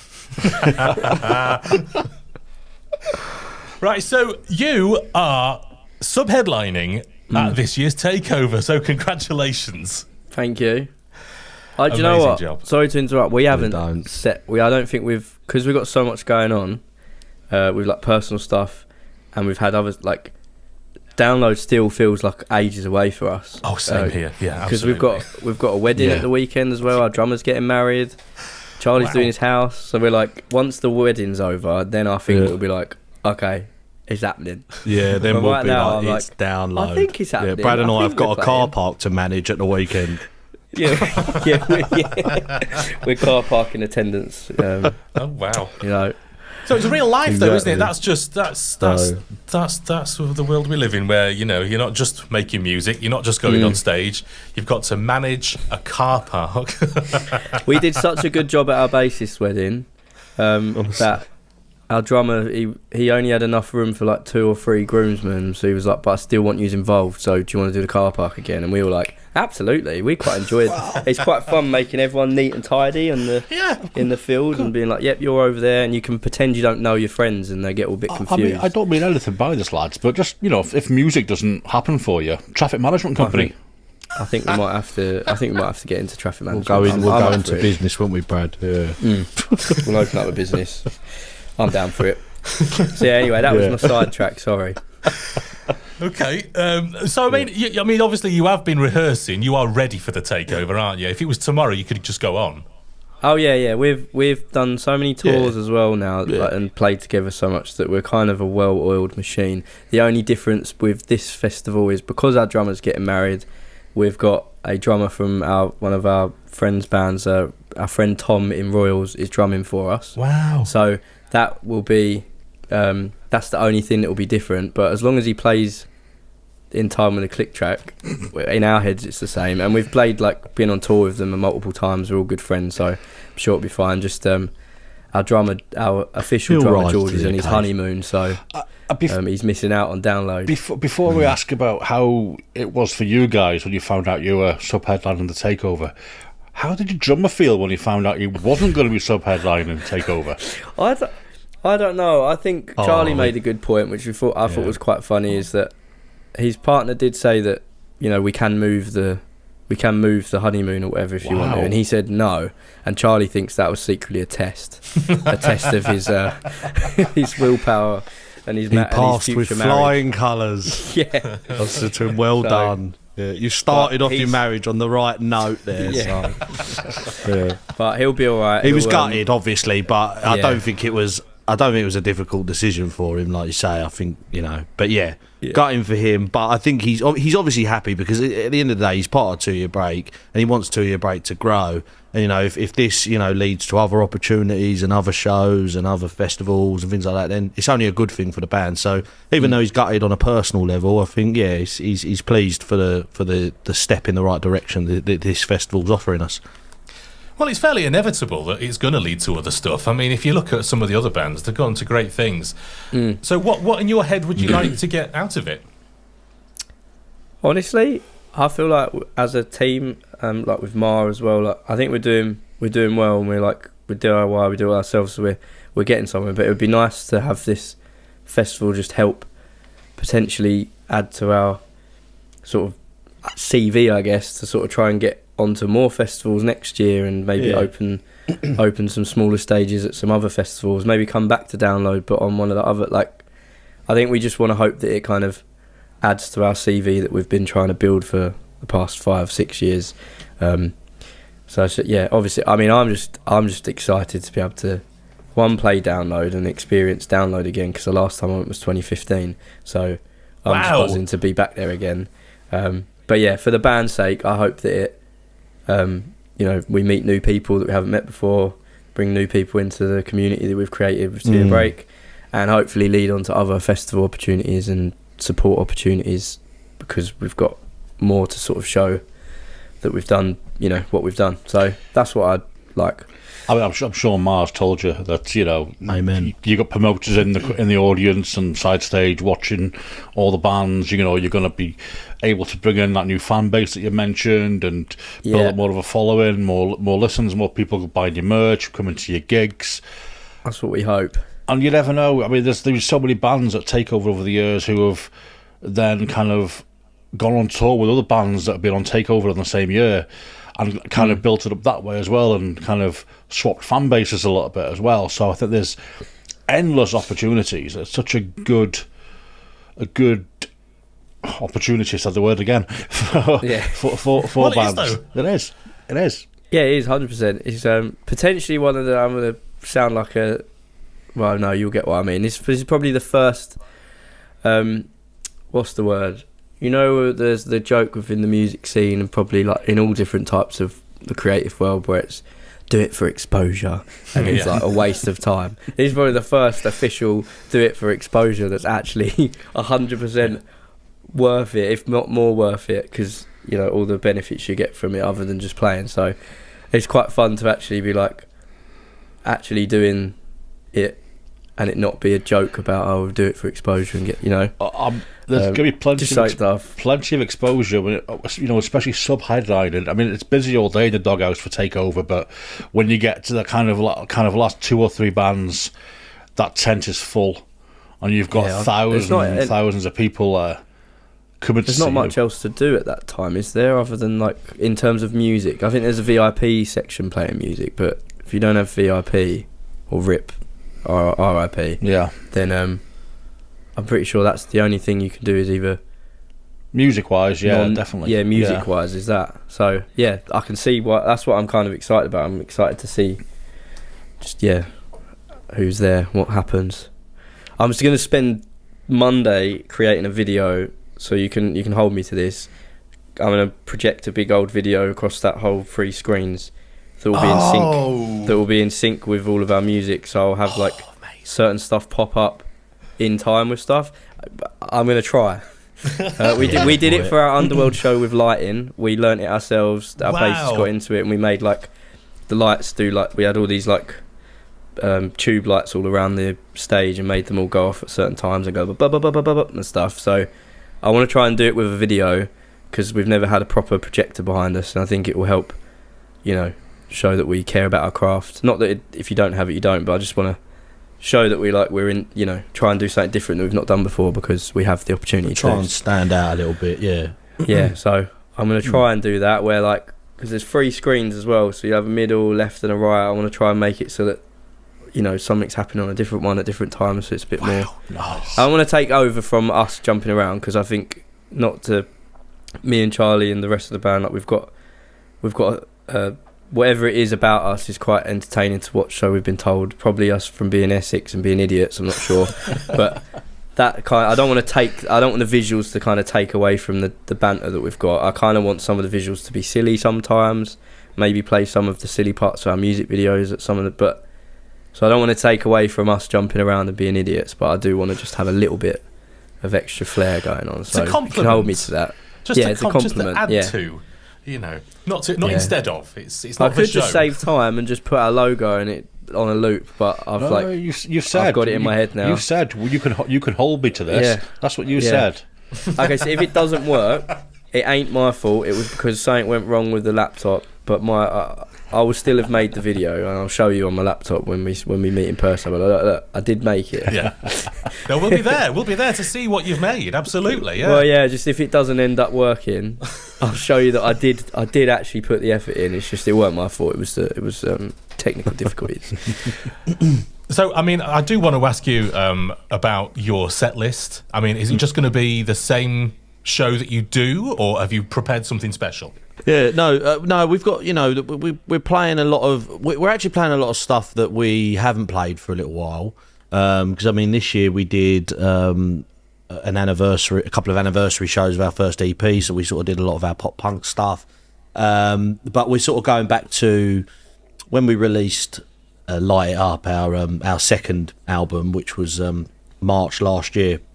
We're sort of playing a lot of those tunes again, because we feel like they're a little bit more appropriate for download, and we're kind of, but yeah, we're throwing in a lot of interludes, a lot of introductions to the songs, things like that. We're just we'll surprise you, but yeah, I think it's going to be nice and entertaining. I think it'll be heavy, it'll be cool, it'll be fun.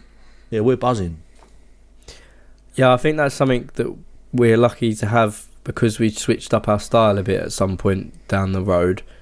We can kind of cater it depending on where we are, and I can also scream a bit more on stage if I feel it's necessary, or take some of those out and do more pop punk stuff, or merge the two. It's necessary. It's quite good that we've got a bunch of a mixture of stuff, because it allows us to sort of fit in a multiple sort of not start. It's all the same stuff, but I know we can go heavier here, or we can go lighter. I'll be honest there. with you, that's the stuff. Yeah, that's the stuff I prefer to play anyway. I think that stuff gets me pumped. Well, the newer, heavier stuff. I'm absolutely buzzing to play. Yeah, mate. Yeah. That's what it's all about. So, I mean, obviously, having such a great, varied kind of back catalogue to be able to kind of mould those sets to your audience, which is fantastic. Have you kind of got quite eclectic tastes in your music and your influences? Do you know what? Actually, it's mad. I don't really. I do listen to like things like Bring Me the Horizon, Don Broco, Enter Shikari. I do listen to things like that, and they are probably my favourite bands. But no, a lot of the stuff I listen to really is sort of Chainsmokers. I love dabbing and artists like that with a lot of electronic pop music. Because I think a lot of that stuff influences our writing in a sense that I really love to write catchy melodies. I always kind of really set myself a challenge to write the catchiest melody ever, effectively. And I think that when you listen to songs like that, they just nail the right notes at the right times, and I love the emotion and the power that comes within that music.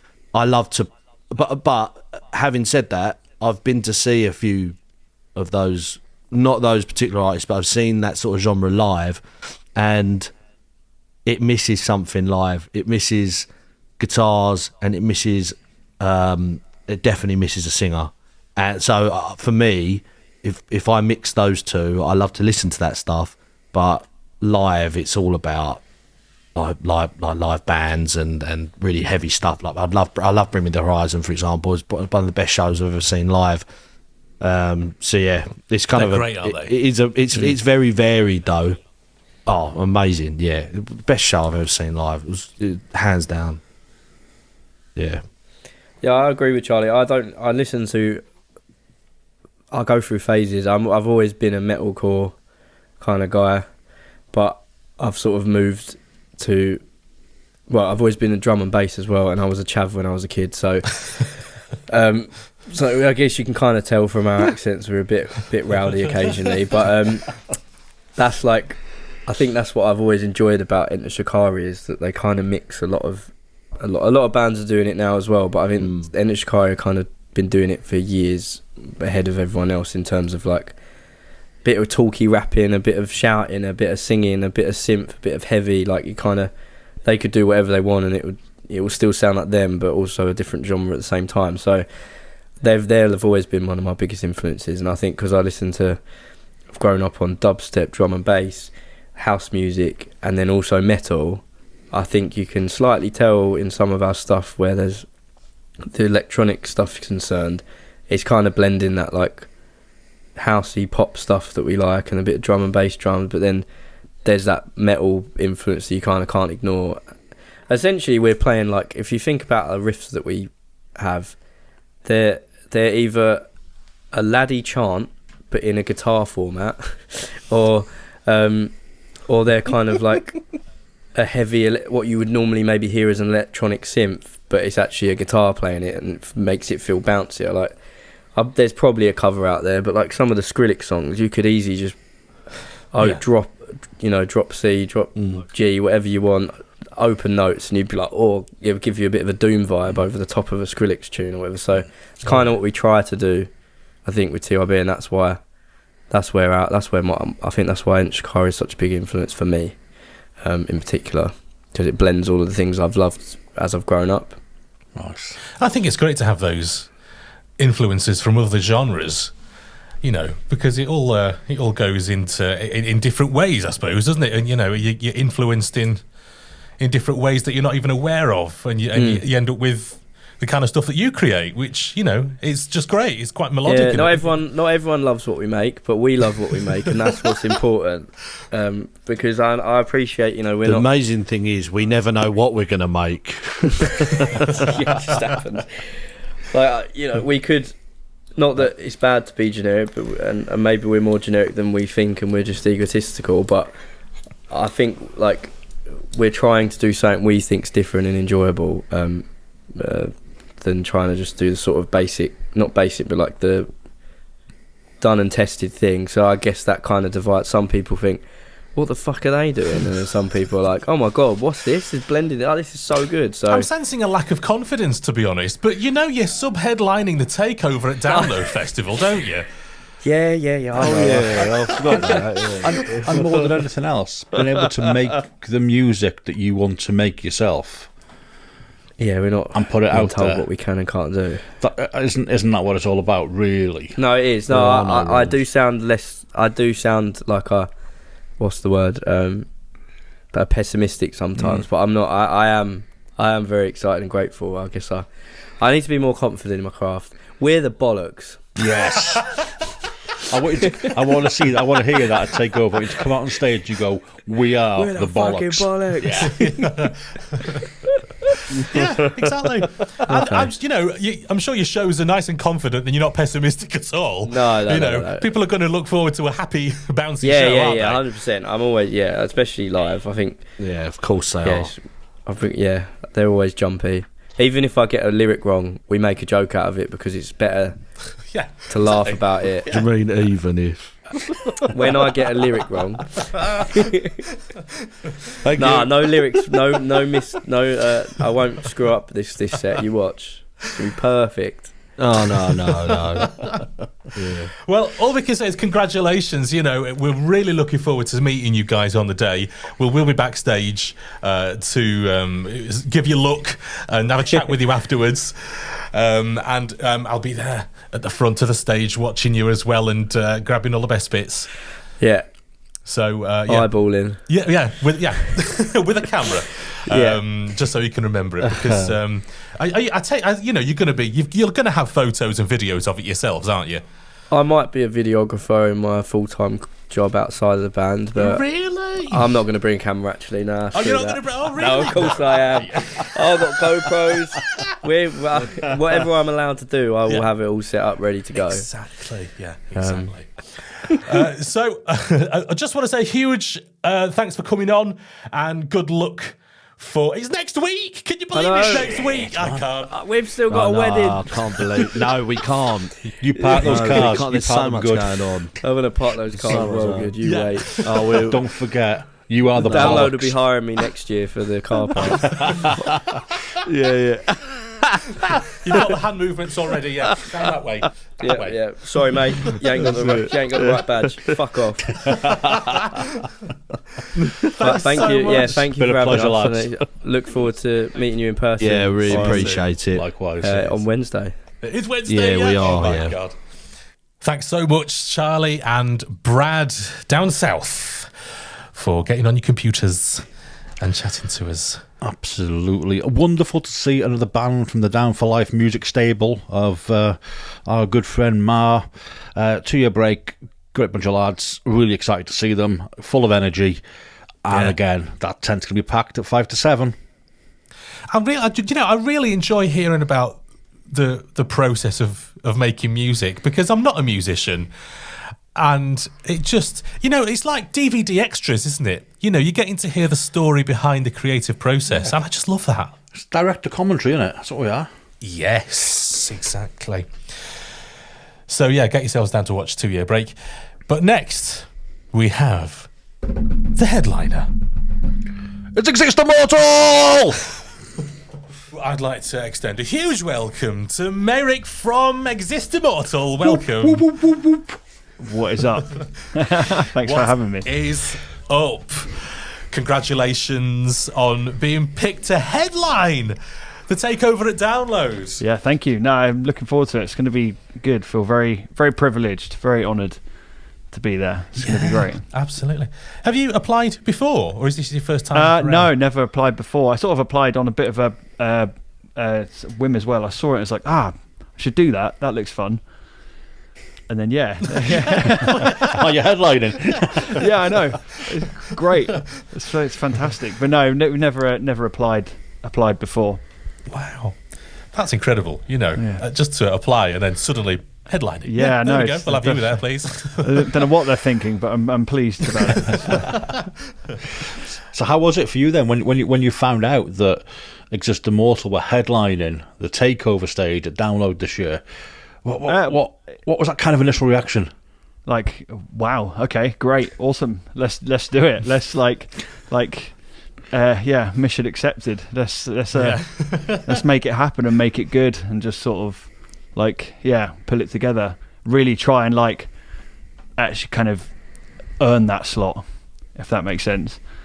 That was my first thought anyway. It was like, okay, cool. This is a hell of an opportunity. Let's not mess it up. Are you planning a particular set? Have you got something different in mind for the Takeover, or are you just going to do regular show? Well, we've got a bit of production with us, like a small amount, nothing major, because we haven't got loads of time. But bit of extra production. We've chosen a set that is going to be super moshy and heavy for people at that time, because by the time everyone's there, everyone's going to be drunk and up for jumping around. So we've kind of we've chosen heavy songs over sort of more proggy singy songs wherever possible, just so that the energy can stay high throughout. So but yeah, that's kind of been our approach to this. Now the Takeover, Have you been to the Takeover before, or? No, I haven't actually. I nearly went a couple of years ago, but I've never been to it, so I don't really know exactly what to expect. But I've seen good things and heard good things. It is good things. It is. It's good. It's otherwise you wouldn't be headlining. But it's as you'll have seen, you'll have had your stage plot to do and everything, so it's a big fucking chunking stage. Yeah. It's 6 foot fucking high as well. Nice.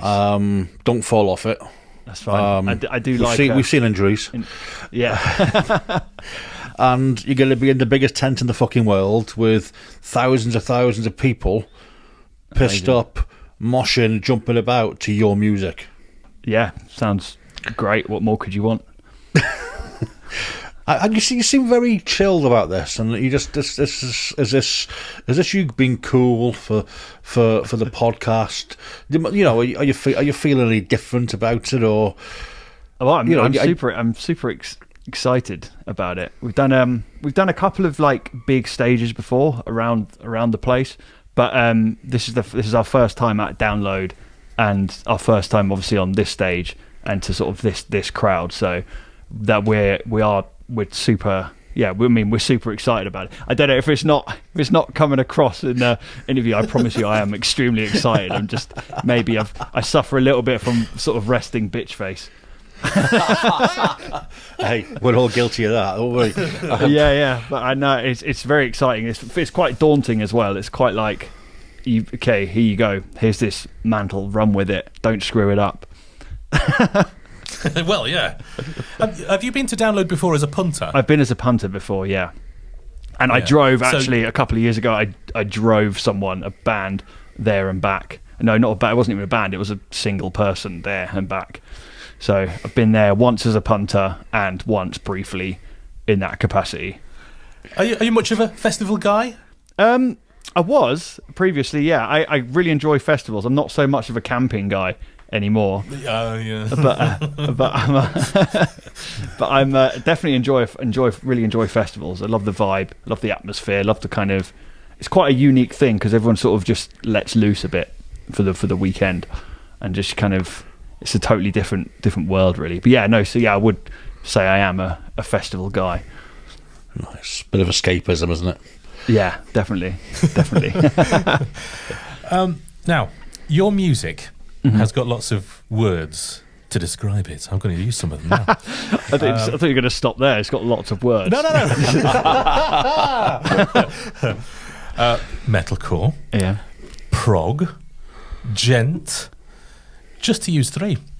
Now, are you trying to stick to a particular genre, or are we all past that now? Not really. There's never but perhaps when we first started, we thought about that a bit more. But now we just kind of, whenever we're writing, we're never thinking like, oh, what genre is this? What subgenre is this going to fit into? We're just kind of writing stuff that we like and we want to hear, and then wherever it falls subgenre wise is sort of irrelevant. It will just that's kind of out of our hands anyway at that point. People are going to call it whatever they want to call it, so it doesn't People really love boxes, sort of don't they? matter to us. Yeah, they do. Yeah, but not so much when we're writing it. We kind of just we just sort of ignore all of that and just crack on, write what we want to hear. It's quite technically demanding music as well. I mean, you've got lots of tight rhythms. It's quite dynamic. Do you build a track up to become like that, or does it just end up like that?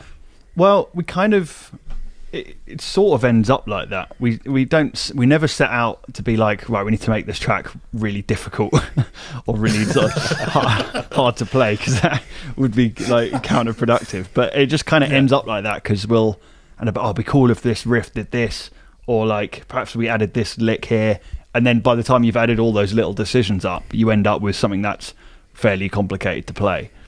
But kind of you do it that way round, it's not so difficult to learn because you kind of intuitively know how it goes, so it's less tricky to get your head around when it comes to actually playing it. But yeah, it sort of just ends up that way just by small decisions we make along the way. It definitely starts a lot simpler normally. I guess you have to have the initial idea. Whether exactly. It's a guitar lick or something, or a bit of a. Do you ever start with lyrics? Rarely, very rarely. I'm very much a kind of. I'll normally, lyrics are one of the last things to come for me. It's very much sort of music first for me. Like occasionally I'll come up with something like a hook with a lyric, but it's more often than not we'll have some music instrumentally. I'll come up with melodies on that and sort of sounds. So I'll kind of vocalize stuff over a demo or whatever that's got no lyrics in. It's just got kind of sounds of where I sort of want it to go, and then I'll fit lyrics into that. So it's very much like sonic focus. It's very much like how it sounds is the priority over the lyrics. So I've never been much of a sort of poet or anything. I just kind of, the lyrics are there for me to serve the music and not the other way around. But I guess everyone has their own way of doing things. Yeah. That's just mine. Yeah. Interesting. Yeah, I like it. Yeah, whatever works for you, doesn't it? Yeah, exactly. Is there a track that you've got planned to perform at the Takeover that you're not looking forward to? In so much as it's a difficult one to perform. We're bringing back earlier on in the set. We're playing an older song that we've not played for a long time, and just because it kind of fits with the flow of the set and the heaviness and stuff like that, and it always used to throw me off a bit live before, but it always went down really well. So probably that one I think is the one that, if any of them, I'm most worried about. But again, I've also done it a load of times, so it'll probably be fine. But it's normally, there's some parts of that kind of trip me up a little bit, but I'm hoping there'll be none of that anyway on the day. Yeah. Well, by this point, you're very well practiced, aren't you? Yeah. I mean, it's not like yeah, exactly. Not making it up on the spot, so it should be it should be fine. Yeah. What's your kind of process? So, like, obviously, singers, frontmen, frontwomen, whatever, all approach gigging in different ways. What's your Wednesday morning looking like? Are you kind of like one for your vocal rest and only drinking water and everything else, or are you a bit different to that? I'm pretty relaxed generally about that kind of thing. I won't do anything too mental in either direction. Like I'm not someone who will like be silent all day and drink only water and like be really strict on myself. But at the same time, I'm not someone who's like necking beers all day and getting like doing drugs and smashing it up before going on stage. So I'm like actually fairly boring. I'm somewhere in the middle. Like I'll probably have I'll probably have a beer or two, drink some water, just kind of talk normally with people. Because I think I find this like working with like bands as well is that the psychology of it is often far more important. And if you kind of build up something to be this massive thing, then you're way more likely to like way more likely to go wrong. Because you've kind of psychologically put yourself in a position where you're anticipating something to go wrong. So that's a very fair point. It's kind of just I found that just being relaxed, doing a bit of a warm up sort of near the time, just kind of naturally using my voice, just talking. Like, obviously, I'm going to avoid shouting and doing anything like over the top, but just kind of generally just being relaxed and behaving normally throughout the day is probably what will go down. But we're doing a bit of travelling in the morning, so I'll be fairly silent, probably have a nap in the van on the way up and something. So you're actually going there on the day? Yeah, we'll be going there in the morning, yeah. We're travelling up on the day. And then, because that's we're going up in a van, so that's when the availability was and stuff like that, so we had to kind of get that all lined up. Yeah, I suppose. Yeah, well, this is the thing when there's a number of people involved, and different variables. You've all got to line up on the same day, and it's not easy, is it? No, exactly. We've got a front of house guy as well, and we've doing some production rehearsals the day before. So we've got there's a few moving parts that we kind of have to make sure all work for the show to go smoothly.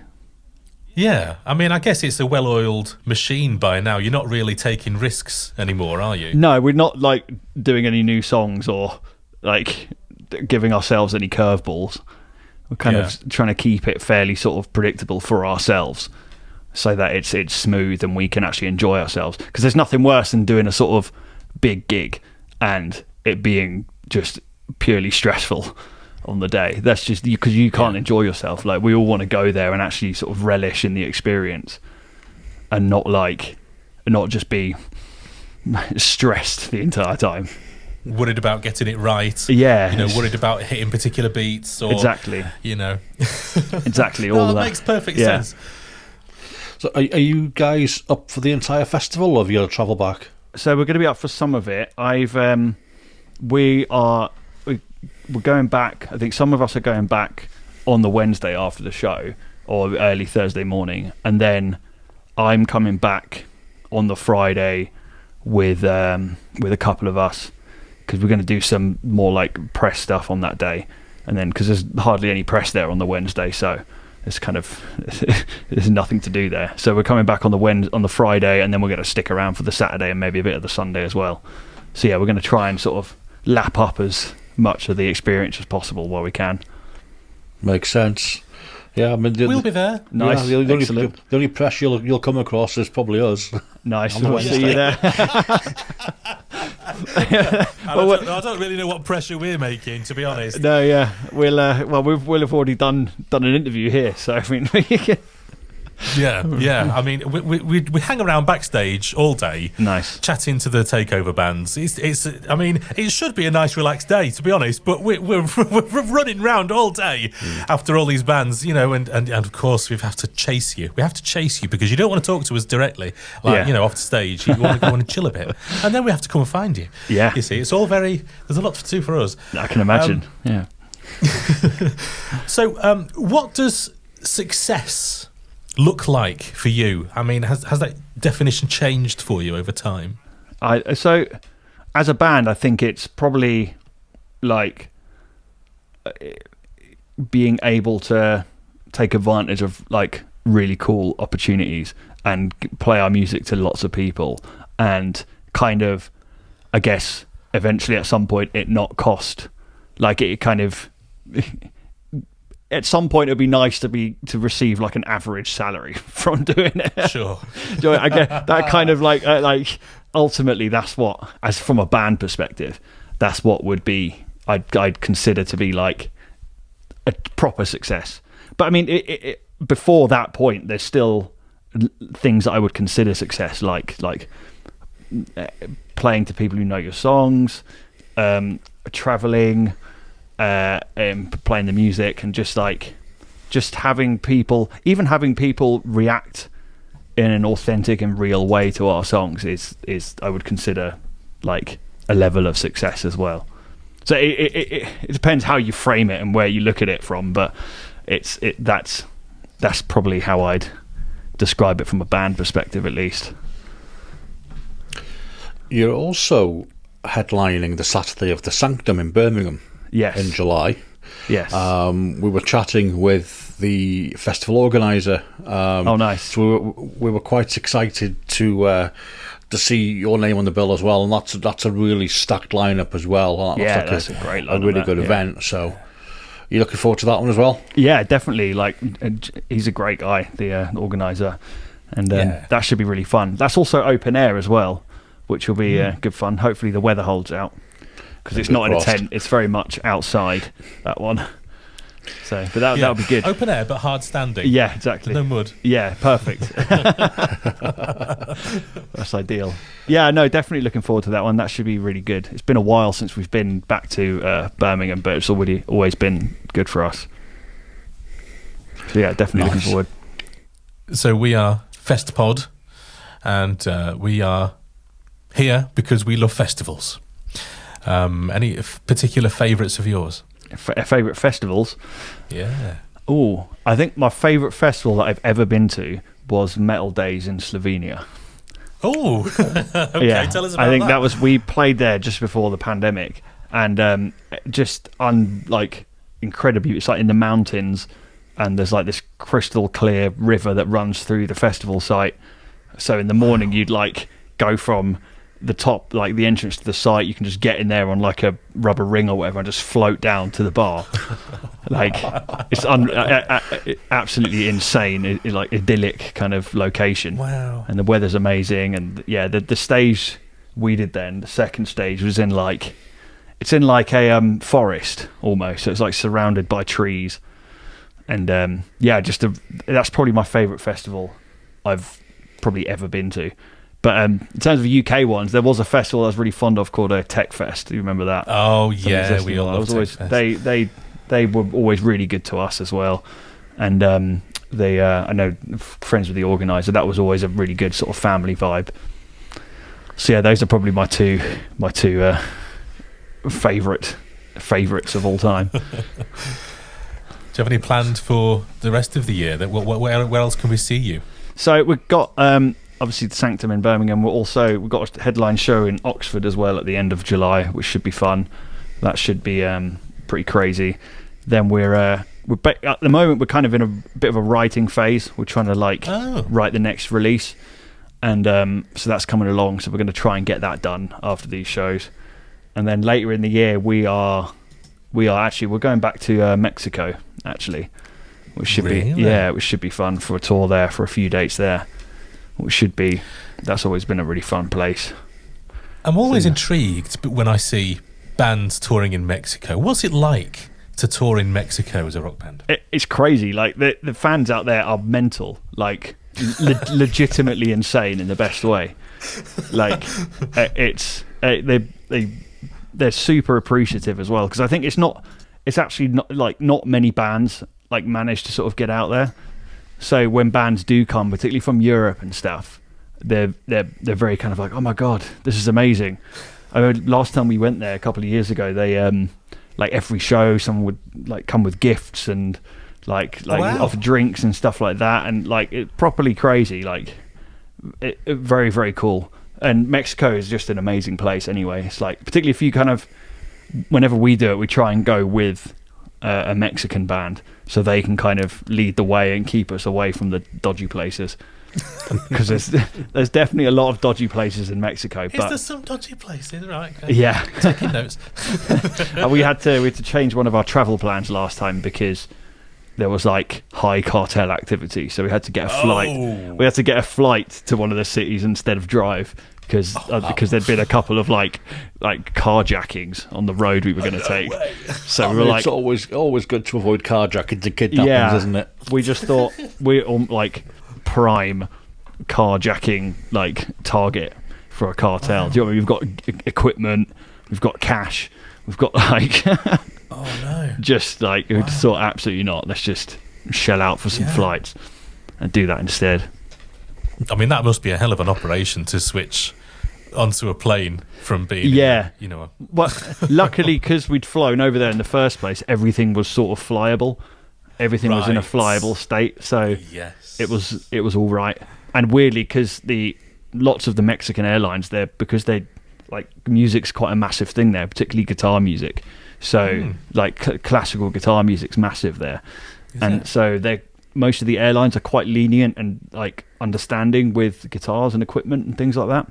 More so, I'd argue, than lots of like other like European or American airlines, which is just which is good, which is helpful for that kind of thing.